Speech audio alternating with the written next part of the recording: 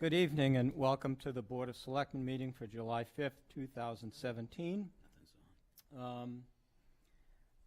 We'd like to thank WACA for covering the meeting and like to ask anyone who is in the audience and is recording to show. Seeing none. Mr. Mignani, would you like to lead us in the Pledge of Allegiance? I would be honored. Thank you, Mr. Chair.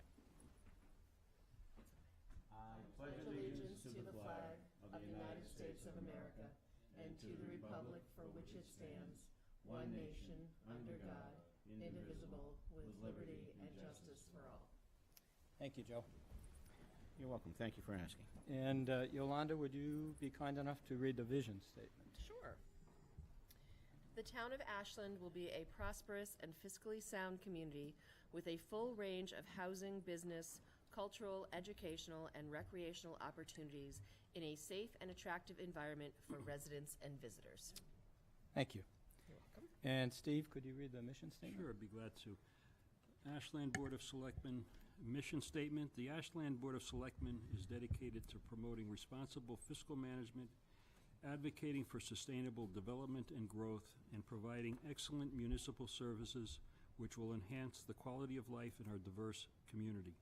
The Ashland Board of Selectmen is committed to providing clear goals and objectives for town management and creating effective engagement and public participation with residents, state legislators, and other elected officials in order to achieve our mission. Thank you, Steve. You're welcome. Okay, the next thing on our agenda is citizens' participation.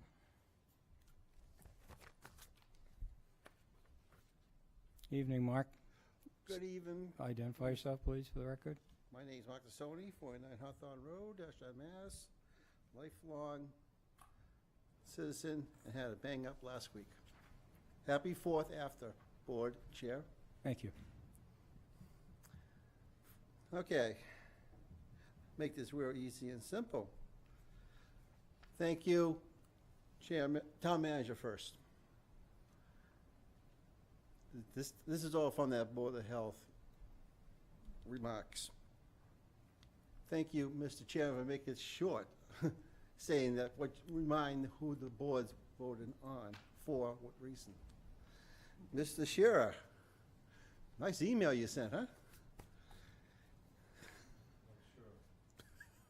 Mr. Town Manager, you want to say something about it? I'm not sure either. Is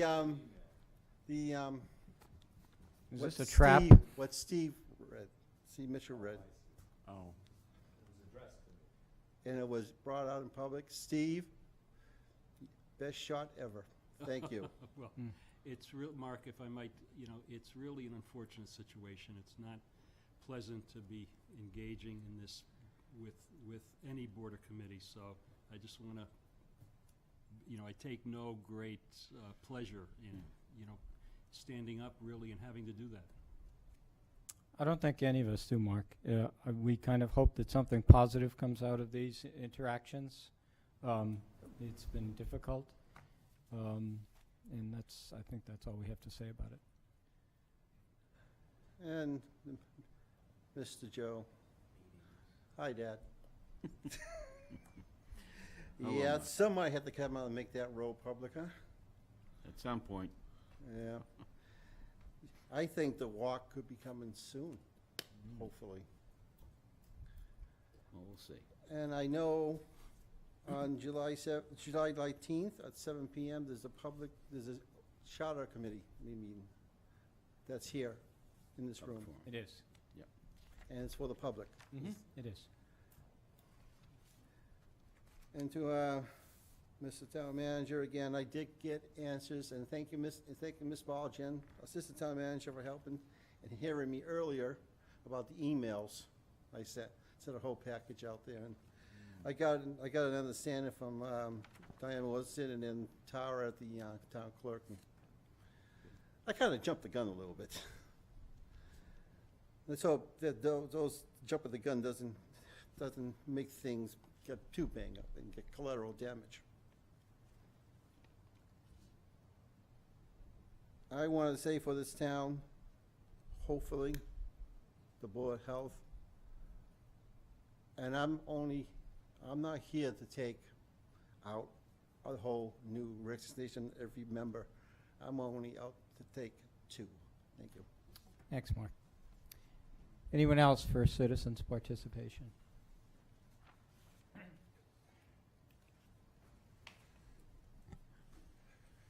Evening. Good evening, Town Manager, Assistant Town Manager, Chairman, Board of Selectmen. First of all, I want to give a, Identify yourself. oh, I will, sure, thank you. Izzy Sanko, 9 Lakeview Terrace. Thanks, Izzy. First of all, I want to give a congratulations to the board on the corner spot. It looks great. It looks great. They did a great job on it. Kudos to Beth and her committee. The reason why I'm here is we're having a lot of problems down at the boat landing. The boat landing was a complete disaster yesterday. And the reason for that, I'm sure that the reason, because you can't park on Chestnut Street anymore, which is a good thing. But Spring Street and South Street are getting pretty bad. I have to say that the cruiser was down there, and they did ticket.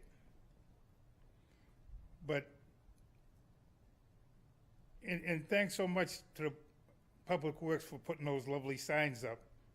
The signs that say, no parking, tow zone. Let me tell you, you gotta see this. I can't believe how people just park in a no tow zone. I don't understand that. And furthermore, I really believe this too. If there were handicap signs there in their place, they'd still park there. They'd still park there. Now, it's sad to say. It's sad to say that we have what I call a gold mine down there. It's a gold mine.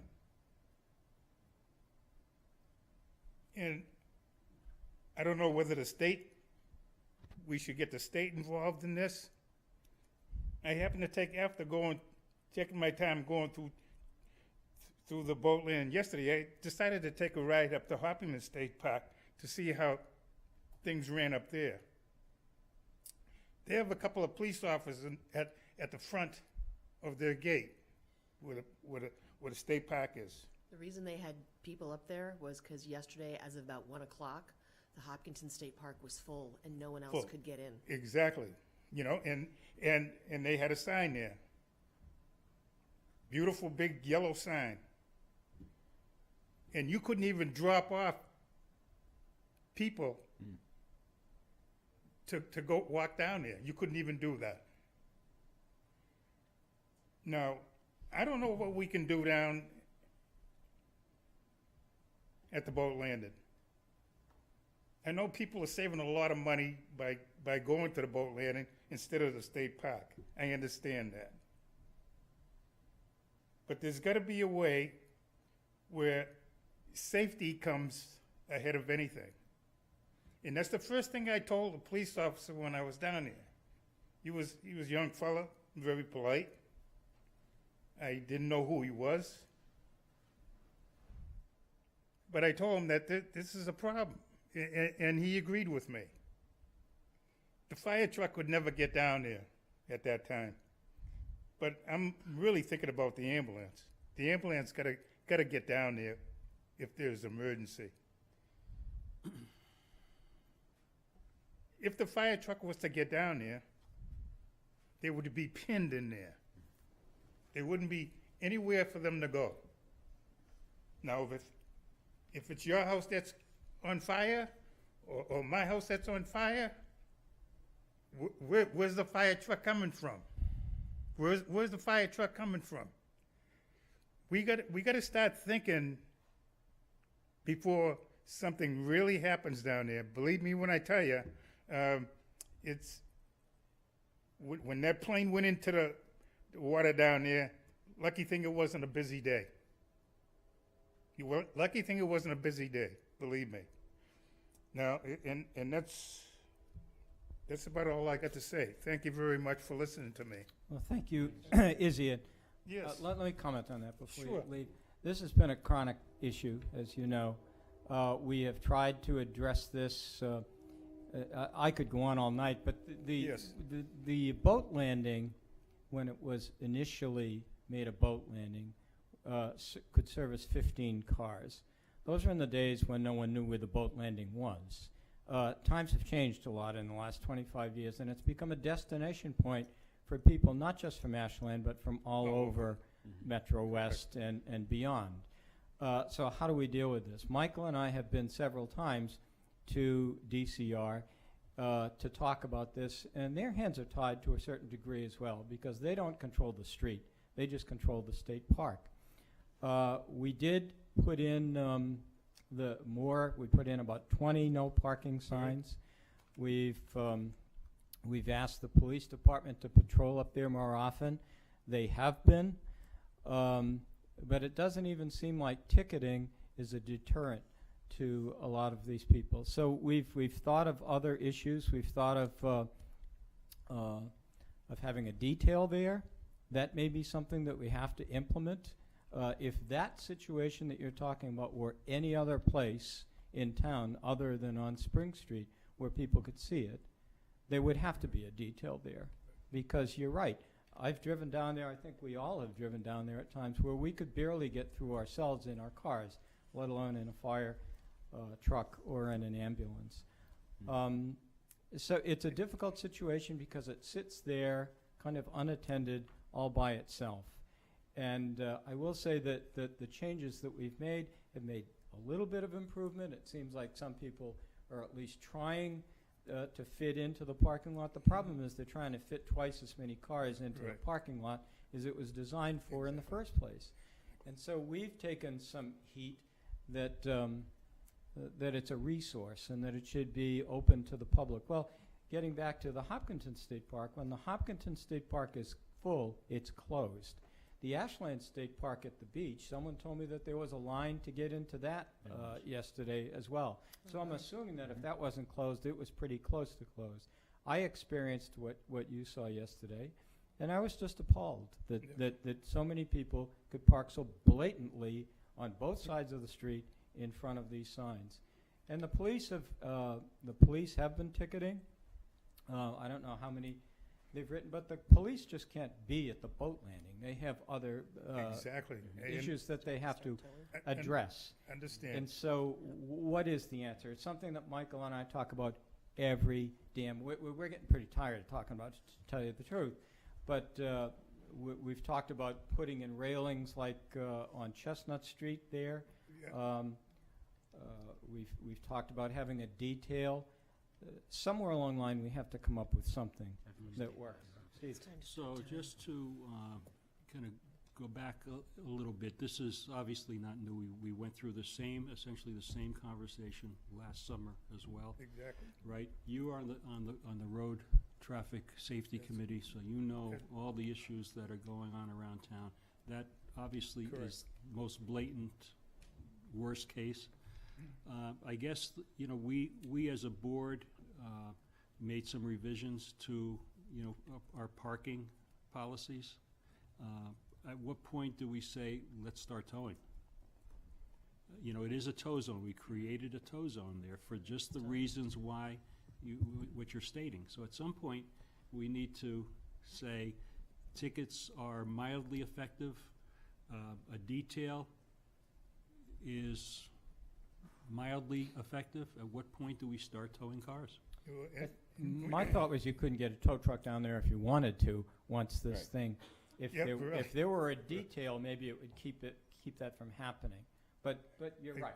I mean, whatever is happening now is not working. And also, if you go with the detail, it's, unless we're getting enough money from ticket revenue to cover that, it's not really in our budget. But if we start towing cars, then the people who are doing it and are getting their cars towed, they're the ones paying for it. Joe? Go ahead, Mike, I'll defer to you. No, I was just gonna say, I mean, you think of this almost as like a progressive discipline policy, right? So, we've installed the signs, the board changed their towing regulations. We've stepped up enforcement in terms of ticketing over the last month and a half. As everybody has noted, that obviously hasn't worked, so the next step is to move towards towing. And the other thing about Hopkinton State Park is, yes, they close the main entrance, but then people start to park on the backside. On the backside. on I House saw, Street. I saw On that. House Street. On the House That place Steve, was but jammed. but that's all nice and neat. You know, It's that's not- off it's the not road, comparable you- to you know what I Spring mean? Street, I agree. But it's not like, But people still will Right. take the path of least resistance, we know that, right. right? And while I have it on my mind, you probably heard this story before. One of my neighbors happened to be walking through there and with the dogs, and she came across a person who was parking in one of these no parking tow zone. And she said, if I was you, I wouldn't park there. You see the sign there? And she had he had a few choice words for her. And I got that over my telephone the other day from a friend. And I don't think there's no need for that. There's no need for that. And another thing, one other thing before I leave, I hate that there's adults down there urinating in the open. Now, if it is a state park, what I'd like to know is can't they put a porta potty down there? I hate to see that because it is such a beautiful area. But something's got to be done about that too. It does, except it's, the initial intent of that, which is why we call it the boat landing, was to launch boats, not to have 75 cars down there. So is it necessary to have a porta potty every time someone has a place that is a fishing hole or launch boats? I don't know. That's a state issue. I think if this were properly controlled in the first place, you wouldn't need that type of thing. But that's just my thought. But see, again, your neighborhood didn't exist when the boat landing started. That's correct. So one could be relieving themselves in the woods and no one would be around. Well, that's not the case anymore. Everyone is around. Yeah. So it's an unaddressed issue that we're still trying to address, and so we appreciate you Right, coming. thank you, really. Thank you for. Thanks, sis. Thanks, thank Sid. you. Mr. Chair, if I can just Yep. quickly back up what Izzy had to say with respect to that. When they shut the Hopkinton State Park down yesterday, all the residual traffic went to Ashland State Park. And if you didn't have the opportunity to drive to the Ashland Community Center, you wouldn't have seen the number of cars that were parked. I thought there was a function going on at the center. That's how many cars were there. They used the front parking lot, they used the back area, they parked down by the pavilion. The place was mobbed. You couldn't get another car in there. And they were all walking down into the Ashland State Park, because the state park itself, they were full. Oh, really? Yeah. They were full. So that compounded that issue. Well, and I don't want to talk about the state park all night, but just to your point, Joe, when Michael and I went up to speak to the people at DCR up there, one of the issues that they talked about was when they moved the entrance to the state park Back. down so that we could redo the community center, there was an agreement between the town and the state that we would be able to use the community center parking for the state park as in exchange for moving them down and letting us enter that way, because that's really their road. Okay. And but so that's why that is ongoing. was the agreement that they would park there first, or would they park there after the overflow, that the parking was to tell you the completed truth, down that there? was before my time, so I don't know. Okay, and I don't know either, but that's taking revenue out of the state if you're gonna let them park there before they use the parking lots down at the Ashland State Park. I would think that would be the overflow parking area when the state park is full. And maybe that's something we need to discuss with DCR at some point. I think that it was, and I'm maybe speaking out of turn here, that it was for use of the state park when the state park was not open, which was, it's only open between Memorial Day and Labor Day, Right. and so the gate is closed the rest Right. of the time. And so one would have access to the state park, but park at the community center. And maybe it was implied that when it was open, Mhm. one would drive in and use the. And the other suggestion that was discussed last year at this time, and I don't know if it was ever brought to DCR, when you folks had the opportunity to talk to them, was to put the boat landing inside the state park. in We did Ashland. talk about that. And that may be something that would help alleviate that problem down on Spring Street. Yeah, well, once you bring the state into the conversation, it gets a whole lot murkier than talking about it. Well, we at have the our state rep here, that's why I said. Well, Yeah, I'm just gonna add that, things like if we think there's structural things that DCR could do, such as improving that parking lot, maybe granite curbs, things like that, having an organized parking spot with maybe a porta potty, maybe not. I think that's a great subject to bring up with Mhm. Representative Lewis, we'll be meeting with shortly, so these kinds of issues are all. well, that would be a great segue. Segue. Into Representative Jack Lewis. And next on our agenda is our state representative, Jack Patrick Lewis. Welcome. Hi, Jack. Well, they need to hear you, Jack, so I don't know if Yeah. they'll be able to hear you when you're here without Press it at the without a end. mic. Welcome, anyway. Last time I came, I think it was a Board of Health meeting. We talked about marijuana for a good hour, and I got to sit, I think, right there in the corner. So I'll stay on. Well, we're not I'll going to be talk about slightly more marijuana, comfortable. and That's- we're not going to talk for an hour. Okay, good. All We things might want to that- get an update on where the marijuana law is at, though. Well, so- you have an update, right? I'm It's happy a to- legislative update. Okay. Okay. Perfect. The floor is yours. Thank you so much for this opportunity to come in. I know we've been talking for almost 6 months now about finding an exact right. Wednesday that worked out perfectly, and I think I was actually supposed to come in, was it 2 weeks ago, but that was the day that the House decided to take on marijuana, and it was an unusual Wednesday, 'cause I think we were at the State House until about 9 or 10 at night. We did pass a bill, and Did the now House really take on marijuana? we tell you, we I'm conversations were had. That was the extent of it. But it's really an honor to be here, and it's been an honor to get to know many of you over the last 6 months, year plus, and really know that if there's ever anything that we should be in touch about, if there's anything you want to reach out to me about, if you don't already have my cell number, please get it from me tonight, get it from one another. There are times where I will sit there at 9 o'clock in the morning, and I'll admit I just received notification that we're going to be voting on X, Y, and Z at 1 o'clock. And I think if only I had a system to just pull you all right now. I called Jen the other day, and she helped with a marijuana question. But I'd love to talk maybe more intentionally about if it's whatever's best for you, a text message chain that I only use when I really need it, or a text message chain we use daily if that's what floats your boat. I'm happy to explore all options, but I want to make sure you all know that I want a direct line of communication between all of I us. think we all appreciate that. Thank you So- very much. And it's been fun running into you at places like the Corner Spot, which has been fun to stop in and see some of you at over the last week, and eager to continue to see what's going to come of that. We talked a little bit, Steve and I, about what it would mean to hold office hours there. You encouraged me to look into maybe holding some office hours at the farmers market, so I think we're going to float a Saturday in July or two and to see what that might look like. It's been an interesting 6 months since I was sworn in. I didn't know that we'd be spending as much time talking about marijuana. I made a joke, maybe we'll start there. It looks like the Senate and the House are still trying to work out their differences. The main differences come down to two things. The Senate believes that a tax rate of 12% will keep the black market at bay. The House feels that a tax rate anything less than maybe 28% will prevent the state from having the funds it needs to actually implement this new industry or regulate this new industry. And so both bodies are making very, in my opinion, sound arguments. If it's too high, the black market will take over. If it's too low, we won't have the revenue to come in to actually regulate an industry that didn't exist 6 months ago.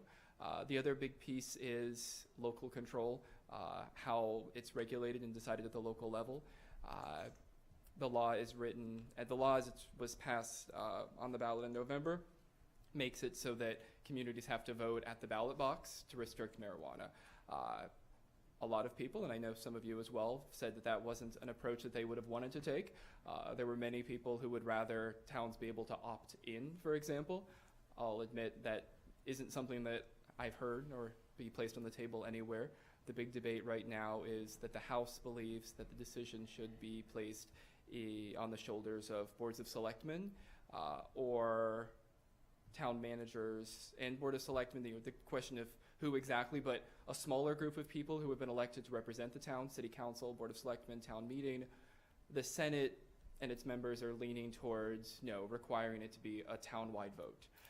And marijuana is one of those issues that cuts through party lines, it cuts through progressive and conservative lines. It really is requiring a lot of deep thinking.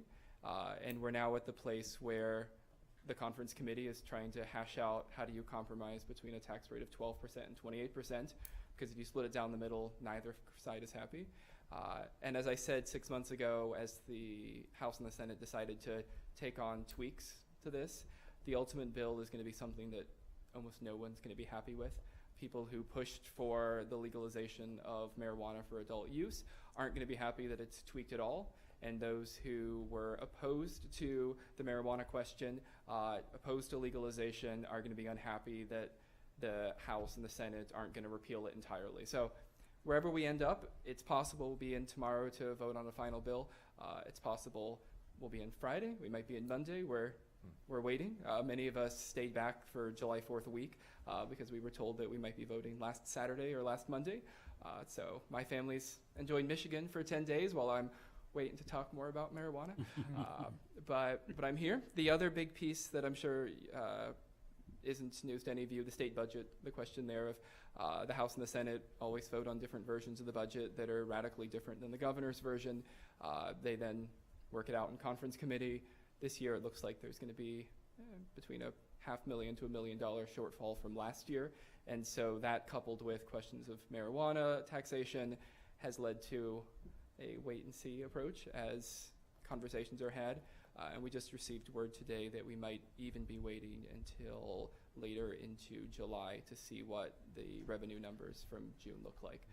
But we did pass a measure to buy us at least a month or two of time. Jack, just to so there's clarify, no you shutdown. said $500,000 to $1 million shortfall. I think you're talking I'm sorry, about billion. right? Billion. Big difference. Big difference. I apologize. Thank you. And for that that's for clarification.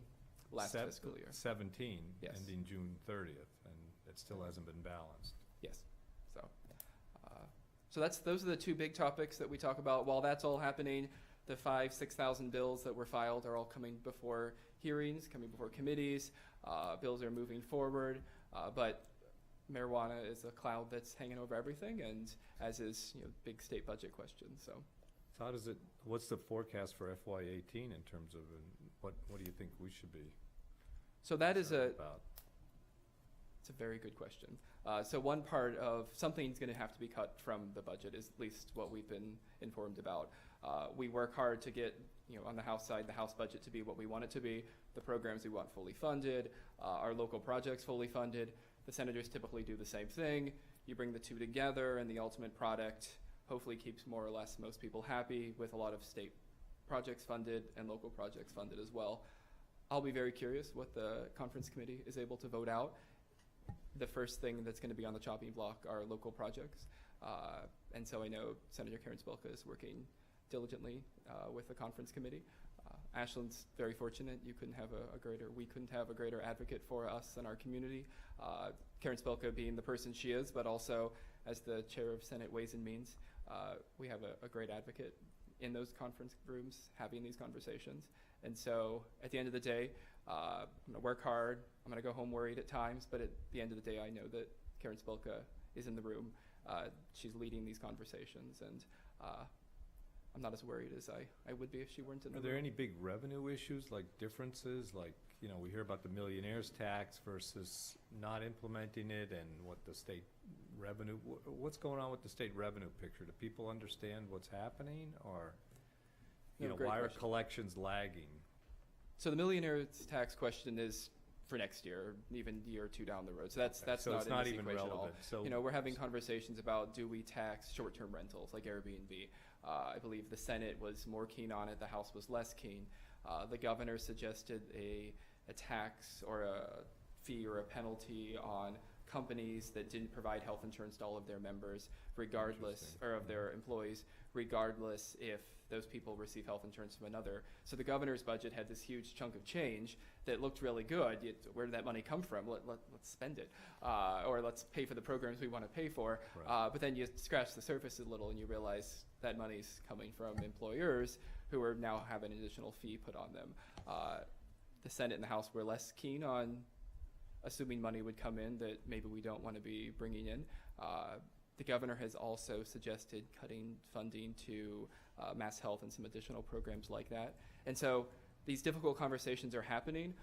My fear is that they're not happening because we're in such a budget shortfall and because we're in a time crunch. A lot of these conversations aren't happening in the open. And even the idea of cutting funding to Mass Health is something that I didn't hear about until a couple days ago. And now that's what my inbox is starting to fill up with from activists and people who are concerned. So the question of revenue, we've had some economists come in. There is a belief by some that major employers are holding off on giving raises or bonuses with the hope that the federal tax rate's going to improve in the next 6 months, and it'd be better to postpone giving somebody a raise or a bonus 6 months if they get more money from the feds on the other end. I don't believe that's completely what's going on. I think the health of the economy of the Commonwealth is strong, but I think we have some work still to do. And we're going to have some difficult conversations because we in Massachusetts have come to expect a certain quality of life. We want our schools to be fully funded. We want our parks to have parking spaces. We want there to be police where we want them. But those things cost money. And we're not having those real difficult conversations about revenue, at least at the state level. Excuse me. No, of course. I think it would probably be prudent for us to have you come in, to just have you in some night to talk about all of these things, because it's kind of overwhelming to fit all of this stuff into 15 or 20 minutes with the amount of issues that there are. But you did mention parks, and parks are a chronic problem. They're not something that just happened this year or just we have some wonderful parks in Massachusetts and some wonderful parks in Metro West. And it's been a chronic problem with them that seems to be getting worse and worse and worse as the population grows, because the parks don't get any bigger, but the population does grow. And so it almost seems to me that there might be some kind of, for instance, like the CPA portion of our budget, which is designated to affordable housing and historical preservation and open space and recreation, because those four things fed at the bottom of the municipal food chain, and usually the bucket was empty by the time it came to that. And so the CPA kind of allowed for a special tax that can only be used for those things. The discussion of a statewide CPA tax might be something worth having at the state level, so that these things that are chronically underfunded could be funded at a reasonable level. But I mean, that's another discussion for another day. But it seemed like there are a lot of those issues that we could have both as a community and as a board with you in a fuller discussion. I'd be happy to have those conversations. It's one of those things that, we hear horror stories of state parks used to have 10 full-time employees and they now have maybe 2, or 5 full-time employees and now they have 1 half-time employee. And 5 times as many people. Yes, 5 times as many people. Mm-hmm. And the reality is the revenue isn't there. And so when these conversations are happening, the question is what gets funded and then what doesn't get funded. And so the pie, if we're not talking about how to increase the size of the pie through very targeted revenue increase, a very targeted tax, then the question is how we redivide the pie that's there. And so in my first 6 months, being a part of conversations where it's, okay, do we take away $1 million from early ed to fully fund, or not even fully fund, to at least stabilize parks? And so the conversations that I'm a part of that I hope I never get used to are when we have to put people advocating for children and people advocating for homeless populations in the same room with people advocating for the fully funding of our parks. And because those conversations aren't happening about how to increase the size of the pie to the extent that maybe some of us would like, the question comes down to how those groups advocate, who has the better advocates in the room. It does. And it's unfortunate because I might have something that I care about and I'm asking for $3 million additional revenue in the budget, which would only bring us up to where we were last year on something. And at the end of the day, if we get $1 million for prevention health funding, I'm told I should be happy and content. That means there's still $2 million that's cut from some program. And these programs, in some cases, are taking care of our state parks. In other cases, they're running supportive services for people. And it becomes a vicious cycle, and it ends up pitting very legitimate groups against each other, Yes. which is unfortunate and unsustainable from my perspective. Steve, what were you gonna say? So I just agree with the chair in terms of having you, and I think That'd be- Senator Spilka that'd be great. come in to really spend should. some quality time on, what we think is important for Ashland. Certainly, we're going to get an update on our Route 126 project, very important. We have, I know you've been, well, I'm not sure if you're going to be successful with the Cadillac paint, but Got it so far. we'll see. But, we appreciate that effort. But, we have these initiatives. We have a downtown initiative, so on and so forth. The quiet zone, these are very important projects for us. So I think it would be well worth all of our time to really sit down and focus on these. I do want to comment, that certainly I think the board, I think residents in Ashland see you in town. You're spending a lot of time in town. I certainly appreciate that. I don't know if you're spending, your district is much bigger than just Ashland, but you seem to be spending an awful lot of time in Ashland specifically, so I do appreciate it. We should all appreciate that as well. My last comment has to do with the state budget, because it's very confusing. Seems historically the legislature, ultimately the budget depends on a certain growth factor, which always seems to be off dramatically, always.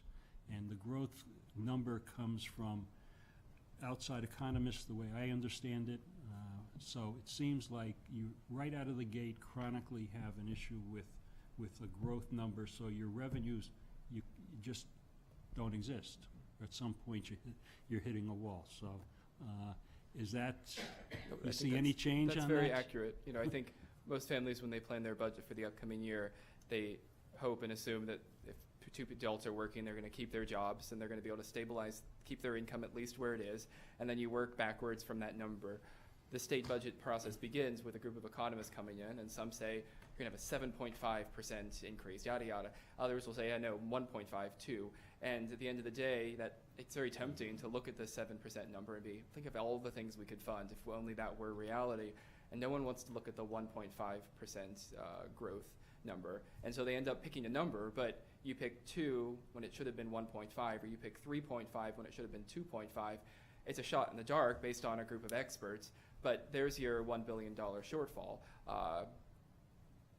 I think our families would struggle if we had to budget from, if your employer said, the next year you may or may not make plus or minus this number. It would be hard. And things are just very fluid at the state level. And so I'm optimistic. I think, like I said before, having Senator Spilka in these conversations is hugely important. But I think over the next couple years, as a Commonwealth, we're going to be invited to have even more difficult conversations about revenue. We have our income tax comes down every little bit, every couple of years, trying to get to that 5% number. And there's always a question of, should we overnight get to 5%? We're really, really close to being at 5%.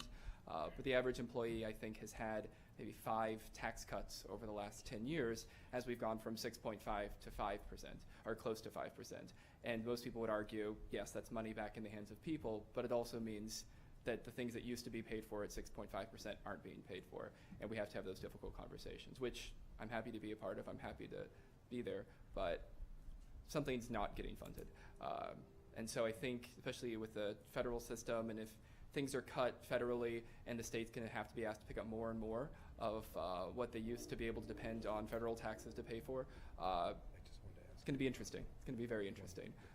And we're all going to have to be prepared for those difficult conversations, or be prepared for a change in our quality of life here in Massachusetts, which I don't think any of us want. So, Right. Thank you. Rob? Well, just given your kind of guarded budget news, and this is a question maybe, and it includes Michael as well. So in terms of our own budget that's in place now, and then we'll be at special town meeting looking at it, is there some measures we should be taking, or how are things do we have any indication that we have issues that need to be resolved, or, you know, we're pretty conservative, I think, in the state aid No, estimate, but. I mean, I think both legislative leadership and the legislature itself and the governor's offices have been pretty supportive of local aid. You know, aside from some of those special projects that Representative Lewis mentioned, I feel like our state aid numbers are going to be where we budgeted them, Okay. if not maybe slightly less. But it's something that we could accommodate. Certainly, if we get enough warning, you know, in advance in the fiscal year, and we would just make the adjustments at the fall town meeting appropriately.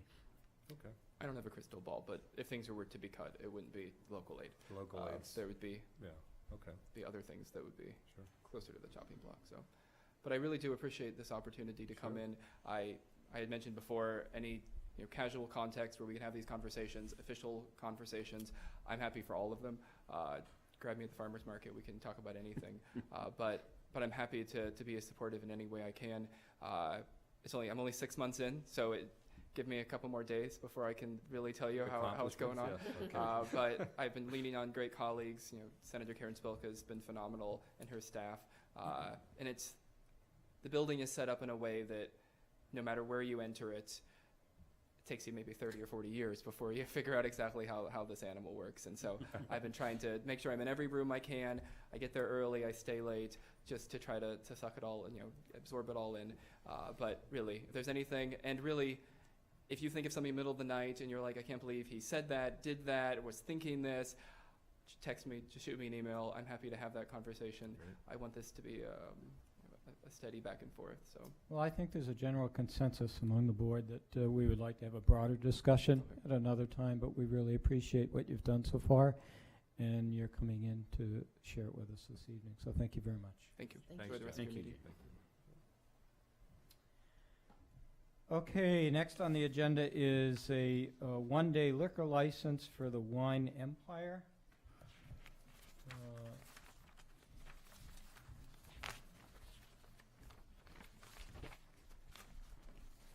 Mr. Chair, Vice Chair, Town Manager, members of the board, thank you. My name is Gianluca Quiroli, licensed holder and for Wine Empire, owner of Wine Empire on the 135. We put this application for one-day license for actually a Ashland Business Association event to be held at 60 Pleasant Street.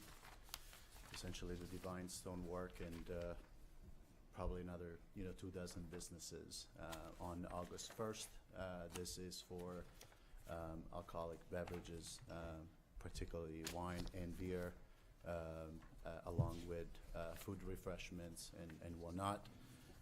Sorry, the plan just came in very late given the holidays, but we plan on having a two stations, one on the front entrance, United, on the first floor, and the second one, I believe, is Unit 8 on the second floor. So we can split, where people are going to be. Expected, number of attendees is probably no less than 350, 400. In order to accommodate this and observe all the rules regarding safety and proper identifications, we are going to have 4 people, 2 in each table, one myself and my wife, both tip certified, and Kim Simone and her assistant on the second station, also tip certified, and we also planning on having like a stamp, so when we check proper identifications, we don't have to recheck it again up to a couple of drinks. So Thank you. Any questions from the board? No? I've been at events where you've been serving and you're always appropriate, so. Steve? thank you. Yeah, just Gianluca, on the layout, I'm just a little confused. Is the event taking place throughout the entire building? Is that the? That is correct, And Steve. there'll be, but 2 stations, one at the front entrance? Yep. And then one on the second floor? Correct. And then they'll be mingling throughout the building? Correct. Be closed to the public open to the Ashland Business Association? Yep, they're only gonna be ABA invitees. It's not open, per se to public. Okay. Yeah, only, question on that. businesses, and so forth. So the idea, behind is not only to promote, the ABA, but all local businesses and, owners and employees will be invited. And those essentially will be the 350, 400, perhaps, close to 500 people that we would expect at the event. The reason why it's all open so that the entire building and the 2,000 businesses on 60 Pleasant will be visited with owners and they can people can ask questions and engage in formal, informal conversations as they like. So the only thing I see missing here would be the fourth bartender. It's coming at the end of this week Okay, because so- the individual is actually traveling again, given the holidays. So the fourth person would be, their tip certification would be Absolutely, provided as yep. well. Okay, thank you. Thank you. Any other questions from the board? No. Everything's inside. Okay. That's Yeah. all my concern was. Okay, then do I have a motion to approve the one-day liquor license for August 1st, 2017? I move that we approve the one-day liquor license for August 1st with the times of 5 to 8 at 60 Pleasant Street with the expectation that we'll get the tip certification for the fourth server beforehand. For Wine Empire. For Wine For Wine Empire. Empire, correct. Okay, do I have a second? Second? Okay, all in favor? Aye. Opposed? No, okay, that's 5-0. Thank you very much. Thank you. Thank you. Okay, next on the agenda is a presentation from the Ashland Athletic Association. And I believe Mr. Greenberg is here. Hey, Steve. Good evening, members of the board and Michael and Jen. Here this evening in a couple of different capacities and a couple of different requests. The first request is on behalf of the Ashland Sporting Association and the VFW at 311 Pleasant Street. We're proposing a Metro West Oktoberfest. Again, the date would be Saturday, October 14th. The hours would be from 5 to 11. The event itself would be 6 to 10 p.m. We've contacted many, but there are approximately 4 to 6 local breweries that we will work with. We're trying to keep it all eastern Massachusetts as much as we can. A cider company and a wine company.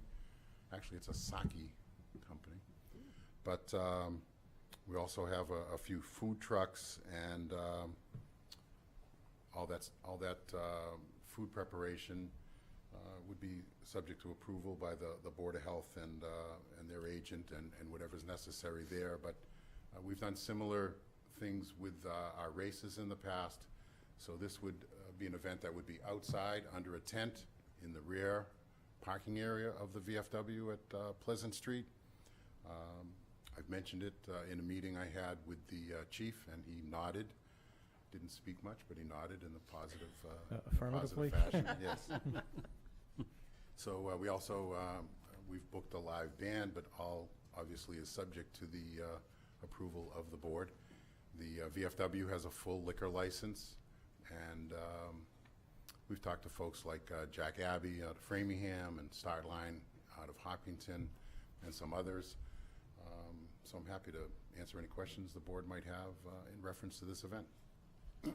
Joe? Thank you, Mr. Chair. Good evening, Steve. Hi, Joe.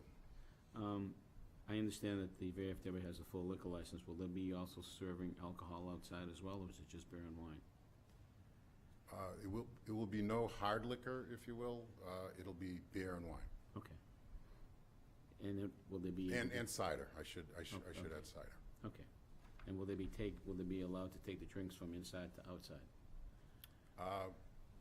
If they attend, if Well, they're attending the event and people go inside, they grab a drink and they take it outside. Traditionally, what the chief has requested in other events where we've served alcohol outside, basically we corral Corral if you it, will. right. So on the two entrances to the VFW, I think that would be east and west. Yep. We will have volunteers there, and most likely multiple police officers on detail to man those particular areas so that people do not leave the premises. I think that was the chief's big thing, was not to leave the premises. They stay in that vicinity and. We corral them yeah, as yeah. I've been Now, requested. you said you were having a live band. What was the hours of the live band playing? I know you said the, The event itself will be 6 to 10. 6 to So- 10. So late 10 o'clock would be the latest. for Okay. the band. Just says 5 to 11, but you. Those are the, that's, we're gonna set up and break down, so. Okay. Have you, or will you make an attempt to contact the neighbors in the area, let them know that there's going to be a live band? Absolutely. So that way there won't be an issue of police getting calls, Yeah. up the kazoo, that, we don't know about this, what's going on. No, it's a very good point, Joe, and we will. I mean, I think they tell you that when you move into the neighborhood, if you want to keep happy neighbors, you invite them to the party. so. Yeah, ask them to come, absolutely, that's right. And we're hopeful to get cooperation from, as we always have, and Joe, you were in a meeting quite a while ago with Connect Church from across the street. We hope to get access to their parking, and we'll work with Danny down at Burnham's, but we Good, will good. talk to the residents locally and make sure that they're aware of what's going on. Thank you. Hey, Linda? Just a couple questions about the festival itself. Will there be a fee to get in, or will it just be a fee to sample the beverages? There'll be no fee to sample. So the samples, I think by state code and town code, I think it's no more than a 2-ounce sample. Okay, But this is truly a fundraiser for the VFW. okay, And so the way it works, Yolanda, is we purchase, we being the VFW and the Sporting Association, purchase through the distributor at a discounted rate the beverages that those breweries sell. okay, So we're just selling their product. okay. So, but the sampling, again, that's so that the individual breweries can speak to their product and hopefully get you to not only buy it there, but to buy it at Main Street Wine and Spirits or at Wine the other Empire. gentlemen's. Yes, exactly. I hope that answered your question. Yes. That was it. That it? Steve? No, I guess my only question is, I know we've approved in the past the Sporting Association to have a one-day license, right? Where we've Yes. corralled you into a space that was abutting the entrance to the Correct. That- VFW.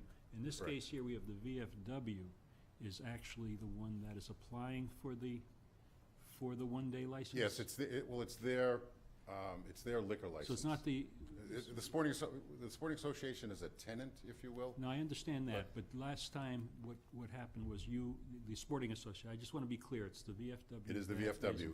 And actually, Steve, I think probably the past 2 years, I think, well, let me rephrase if I could. I think it was 3 years ago. In the past, we had other New England beer companies. Right. And we asked for that, but this is really just an extension of the VFW's liquor Okay, license. but so the tent, though, is going to be in the back of that parking lot, not butting to the back entrance? Correct. So if you can picture the back parking lot. Yeah. And then there's the grass and then the river. Yep. So the back of the tent will be at the very back of the parking lot at the grass. So it'll Okay, sort of be I in just the want to be parking lot. clear, because typically, applications come with some layout of how the space is going to be. I'd be happy to provide that to the board. So just to have a better understanding of Yeah, that. I apologize for not providing that. I have met with one tent company, a tent company we've used in the past, a company out of Southborough, and we laid it out the other day, and I went on vacation, so I didn't do that. Thanks. So it's a fundraiser for the VFW, and the Ashland Sporting Association is assisting? Is that what you guys are doing? Well, the VFW, I think as we all know, needs more than lipstick.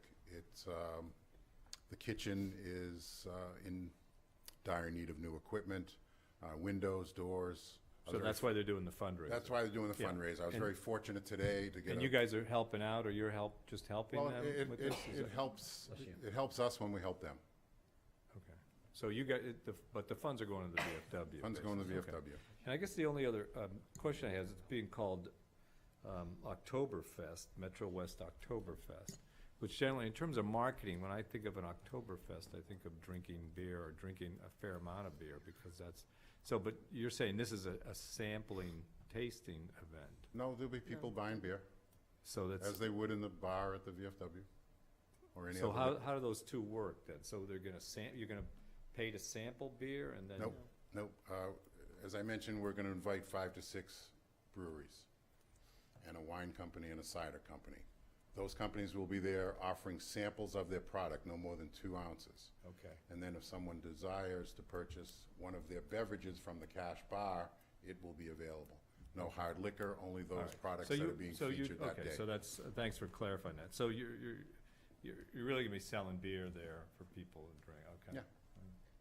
So Steve, are you looking for us to vote on this tonight, or is this something that you have Just to come back with? information. Well, I'm sorry? I think this is just for information, because we don't have any tip certification information or anything Yeah, like that's that. what I was Okay. thinking. Well, again, it's an extension. Extension of the VFW. It's just an extension of VFW. It's really no different, I thought, as any than other when we time we've asked to authorized extend 3 it. years ago, when they did the Sporting Association, and they sold beer and wine, and they sampled beer and wine. So it's really just for the VFW to sell beer and wine out back as compared to selling it on the ground level. Okay, I was unaware of that. And they have a fair number of bartenders who are obviously all tip certified. So, but, again, it's a little confusing here, only because, and I'll use the example of the Ashland Ale House. Mhm. They've got a liquor license to serve indoors. They came to the board to get a one-day license to serve outside. I don't think this is any different, so. Correct. If we can, in my opinion, no issue with making this work, but I think we need to have an application from the VFW. If there's an application, then be happy to fill it out, or have them fill it out, yeah. Yeah, I think it's the same as TJ's on Right. Patriots Day. Same thing. I don't see a problem with it. It's- No, I don't it's a see it that, process right. to- Okay. Just a And process So that needs to be is that done. something that Susan might have, or? Yeah, I see Merle in the audience.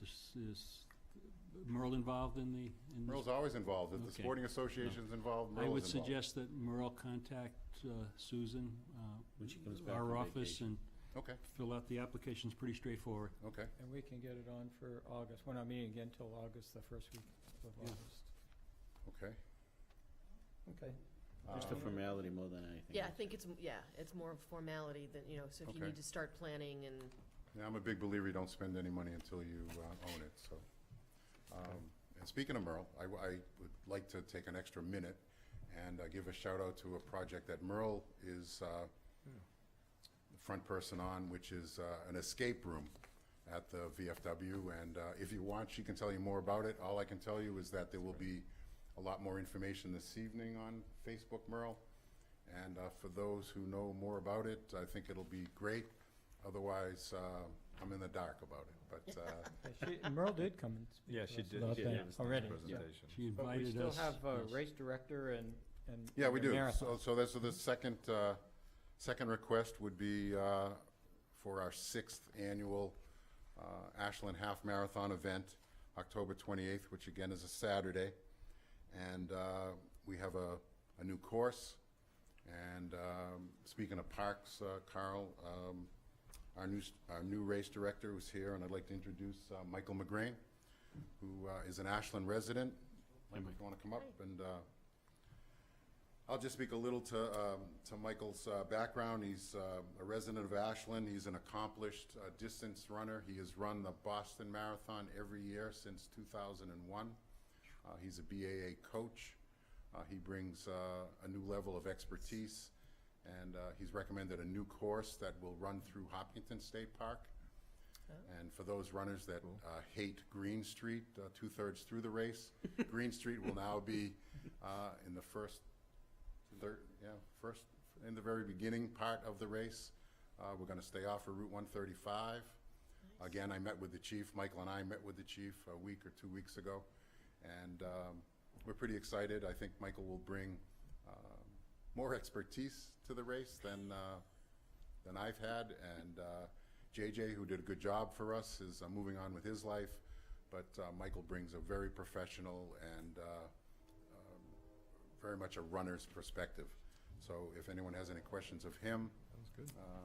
Sounds good. Sounds good. Welcome, Michael. Yeah, Good welcome. luck. Thank you. Thank you for stepping up. Any questions for Michael? The only question I have is to go back to the first event. Is there a rain date on the Oktoberfest? that's why we got the tent, Joe. Okay, No. just wanted to make sure. Nope. Okay. And to that point, Joe, one of the things Michael and I have discussed quite a bit is moving our March race. Speaking of weather, we're talking about moving that 4 weeks past the Boston Marathon. Oh, so moving it to May. Moving it to Out of May? May-ish, yes, so that worst case would be rain. Yeah, and not snow. And that's Or potholes from the snow. Right. Safety first. Yeah, great. Absolutely. Hey, Okay. well, welcome, Michael. Thank you. and Good luck. Thank you. And you got one more thing, right, Steve? No, do I? Do you have, it says here, permission to hold the half marathon? I would, if someone make that motion, I would generally appreciate it. I move that we allow the half marathon to happen on October 28th. And if you could get us the updated course, so we can see that. But I will. I move that we approve it and allow it to happen on October 28th, 2017. Second. All in favor? Aye. And just, And opposed? I'm sorry. Nope, 5-0. Okay, thank you. So for the listening audience, one of the things that has also been suggested is, we've had the 5K in October. And Michael is advocating for, and we're going to go forward with a 5-mile course and possibly move the 5K to the spring. But this will be a little more challenging, and we're still working on a kids' run. But I just want to add that. And I do have some of the logistics of the half-marathon course, but I'm going to put together we will put together a package that has all the streets, water stations, and bathroom facilities, and everything else that the chief, both fire and police, will need, and copies of that to the board. So thank you very much. Have you Appreciate it. gotten the nod from Chief Davis yet? I got the same kind of, Same nod? I call it the McCabe nod. McCabe nod. So is this yes. gonna be like a Halloween run? Yeah, there'll be some of that, Joe, but we're, from a marketing perspective, and I don't know how folks feel about this, but we're gonna try it. Traditionally, T-shirts are always our biggest nightmare. When we canceled the race recently, some of the runners get upset, and they want their money back. Well, I can't go to the shirt guy and say I want my money back because I've already bought the shirts, and there are a lot of sponsors on the shirts. So to avoid dating the shirts and disappointing a lot of folks, I think we're just going to try and promote the logo. We're also working on a race training program that Michael will put together prior to the race. There's also a local gentleman, Bob Nutting, we're talking to about putting together a running club, not just running, but bicycling and just, sports-oriented type of things. So Great. we got a lot, we got a lot going on. Good. Good, nice to hear. Okay. So one question, Michael, what kind of logistics to go through the state park? You need to go to DCR and? Have already gone to Yeah, DCR. so that's, We just got a letter and a bill from DCI. Oh, yeah, they want their money. It's very reasonably affordable. I mean, somebody's got to open a gate and close the gate. Sure.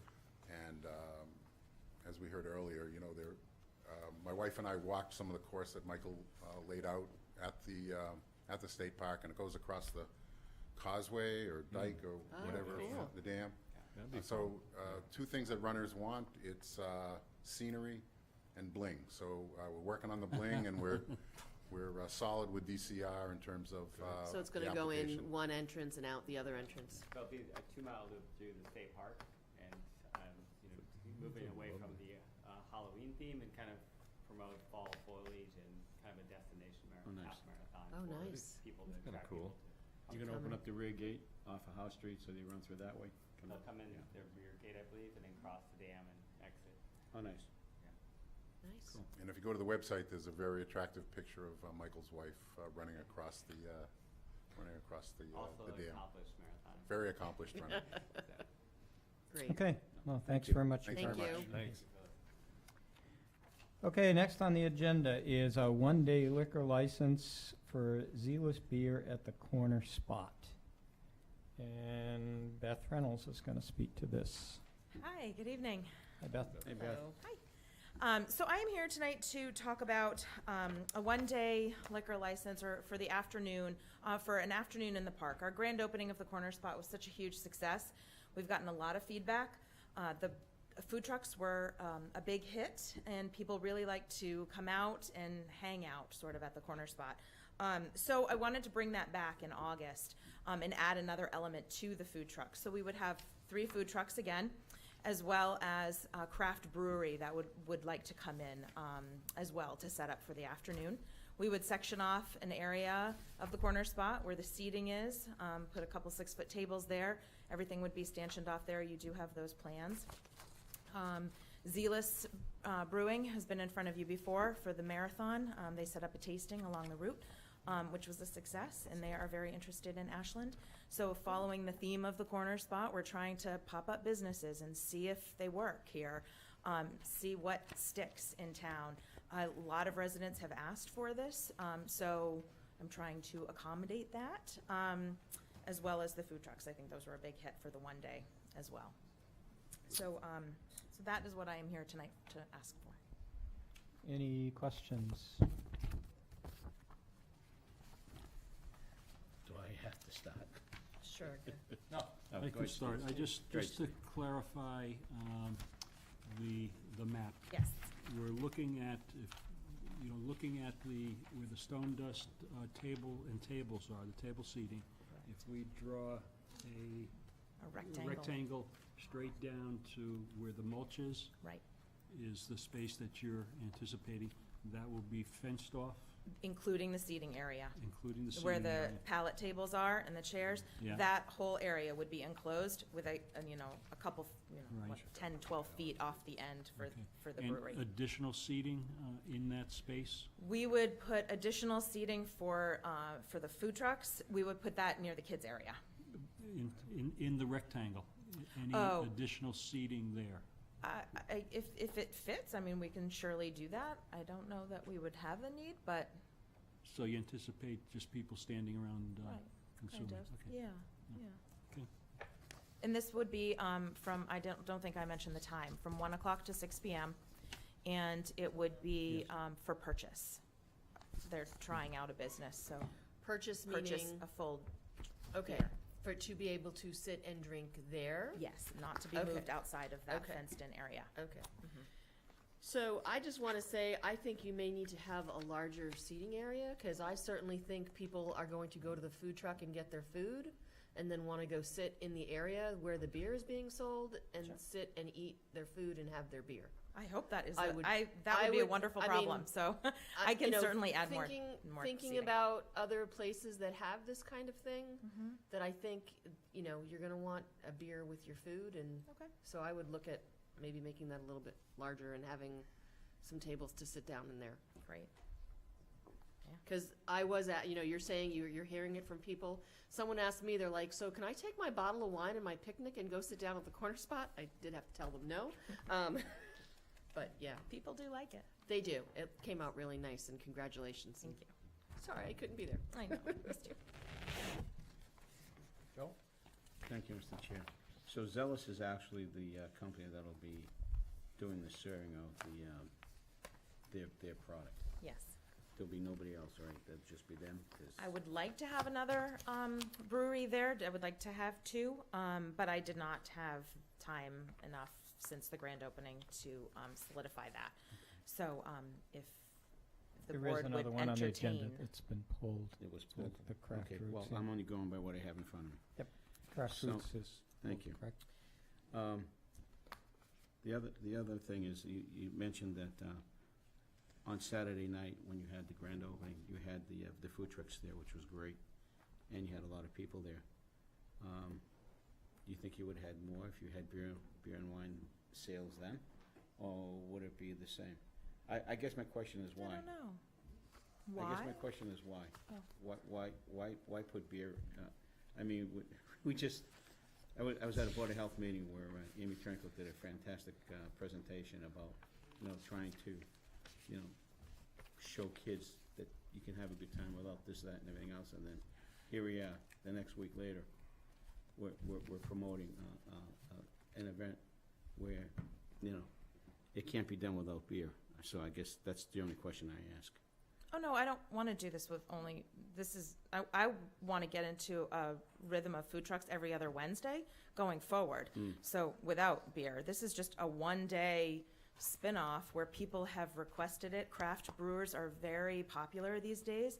It's an up-and-coming, I think it's even probably peaked at this point, business that is interested in coming to Ashland. So Right. I'd like to And we give them the know- opportunity to be in front of the Yeah, town. Zelas has tried it before. They were at the marathon Right. to do their serving, so. There And is to- still a and to- and- demand, right. although, Oh, no, we and to certainly that- don't want it at every event at the corner spot. Right. Right, but to that point, they were already here at Marathon. They weren't able to make a decision as to think whether or not they were gonna be able to do well here. They had to come back a second time to check, to test the waters again. I I think mean, that was a very unique situation. It was on the marathon route and, It was also in the morning, yeah. and it was down to a very small amount of people on that road that could get to them. So it wasn't. They were busy as one man paper hangers. Michael? there. Oh, were they? That's good. Yeah. They were busy. Michael? I'm not Welcome. trying to be the stick in the mud, but I am. I just, No? that's my opinion anyway, that's all. Yeah, I just think it's important to point out, despite what it says on the agenda, and I know that's all you have to go with right now, is, the beer is not the primary reason for the event that night on August 5th. And I think it's just an option for people. If they want to go, they can choose to have a beer or not. It doesn't mean that they're being required to have a beer. Again, it's just an option for them. But again, I want to make sure that it's known that it's not the primary driving force for that night. It's really the food trucks. And that's great, and I hope it's advertised that way. I guess my question would be, is there a hold harmless liability thing with respect to the property owners, which is the Affordable Housing Trust and the town of Ashland? Because God forbid something should happen, because I definitely don't want something served to my door being on the Affordable Housing Trust. Yeah, Stephen, is that a concern to you? I mentioned it to others in the admin downstairs. Okay, all right. I just want to make sure that that's covered. What that three we're- food trucks are gonna be there that I night? I You don't haven't know had yet, time to okay. lock those in, but I have no problems finding, Okay. there's a lot of interest. The two that were there, three that were there, would be happy to come back. Rob? They're just, so, we know, of course, that craft brewing, it's a big draw, and it's, I guess we all have to balance the sometimes problems with alcohol. Of course, we all are aware of that with, people being able to use it properly and enjoy it. It's, so I think we all kind of have to balance those things and be aware of the potential issues and just do the best we can to give off the right image and be safe about how we use it. And it's really an ongoing, kind of struggle and issue, and many people do struggle with it. There's no doubt about it. So I think we just need to continue to be sensitive to these kind of issues of substance abuse and proper use of alcohol, and just do the best we can. But to go to Joe's point, to be aware and sensitive to those kind of issues and make sure that we're, kind of balancing those things. So thank you for your efforts here with that. But Yeah, I think that the title is a little problem. We won't call it that. Yeah. It would just be an afternoon in the park. I was thinking something very low key. This is not. No, I it's- agree. And I yeah, echo the concerns of Mr. Scher and Mr. Miliani. But I think the key is a balance. That's what we're trying to find over there. It's tough over there. You've got a small space, and you're trying to balance the interests, the best interests of a lot of different interests in Ashland. So, a real quick question. Not everything on, at least on my license checklist, is checked off. Mr. Town Manager, do you know if it says liquor policy sign-off and tip certification, have they been taken care of? So the liquor policy sign-off, I believe it has. The tip certification, they do have their tip certification, in but the they packet. received it, through an online class, and I know the board requires an in-person class. As So of a that's why cer- it's not checked off, because it's online and we require in person. So how are we gonna deal with that? That was, it was effective a certain date, so if his Certification. certification was done prior to that, I think we have to accept it. Okay, so we'll double check on that. So I guess the board vote would be contingent upon that certification being received prior to the new rules going into effect, or contingent upon, Well, verifying if he had that certification prior to our effective date, correct, Right. or if not, verifying that that he he has actually. gone to, Okay. in class. He Is there he just came to us a year ago. We've had this policy in effect for a couple of years, so I don't know how that Well, would be. I saw a couple of tip certifications where the date was prior to our effective date. So, and they were E-certifications. They're in our packet. This is dated 4/25/2017. So Okay, so if that's the effective date, then he's not in compliance. He'll need to get. Right. that's correct.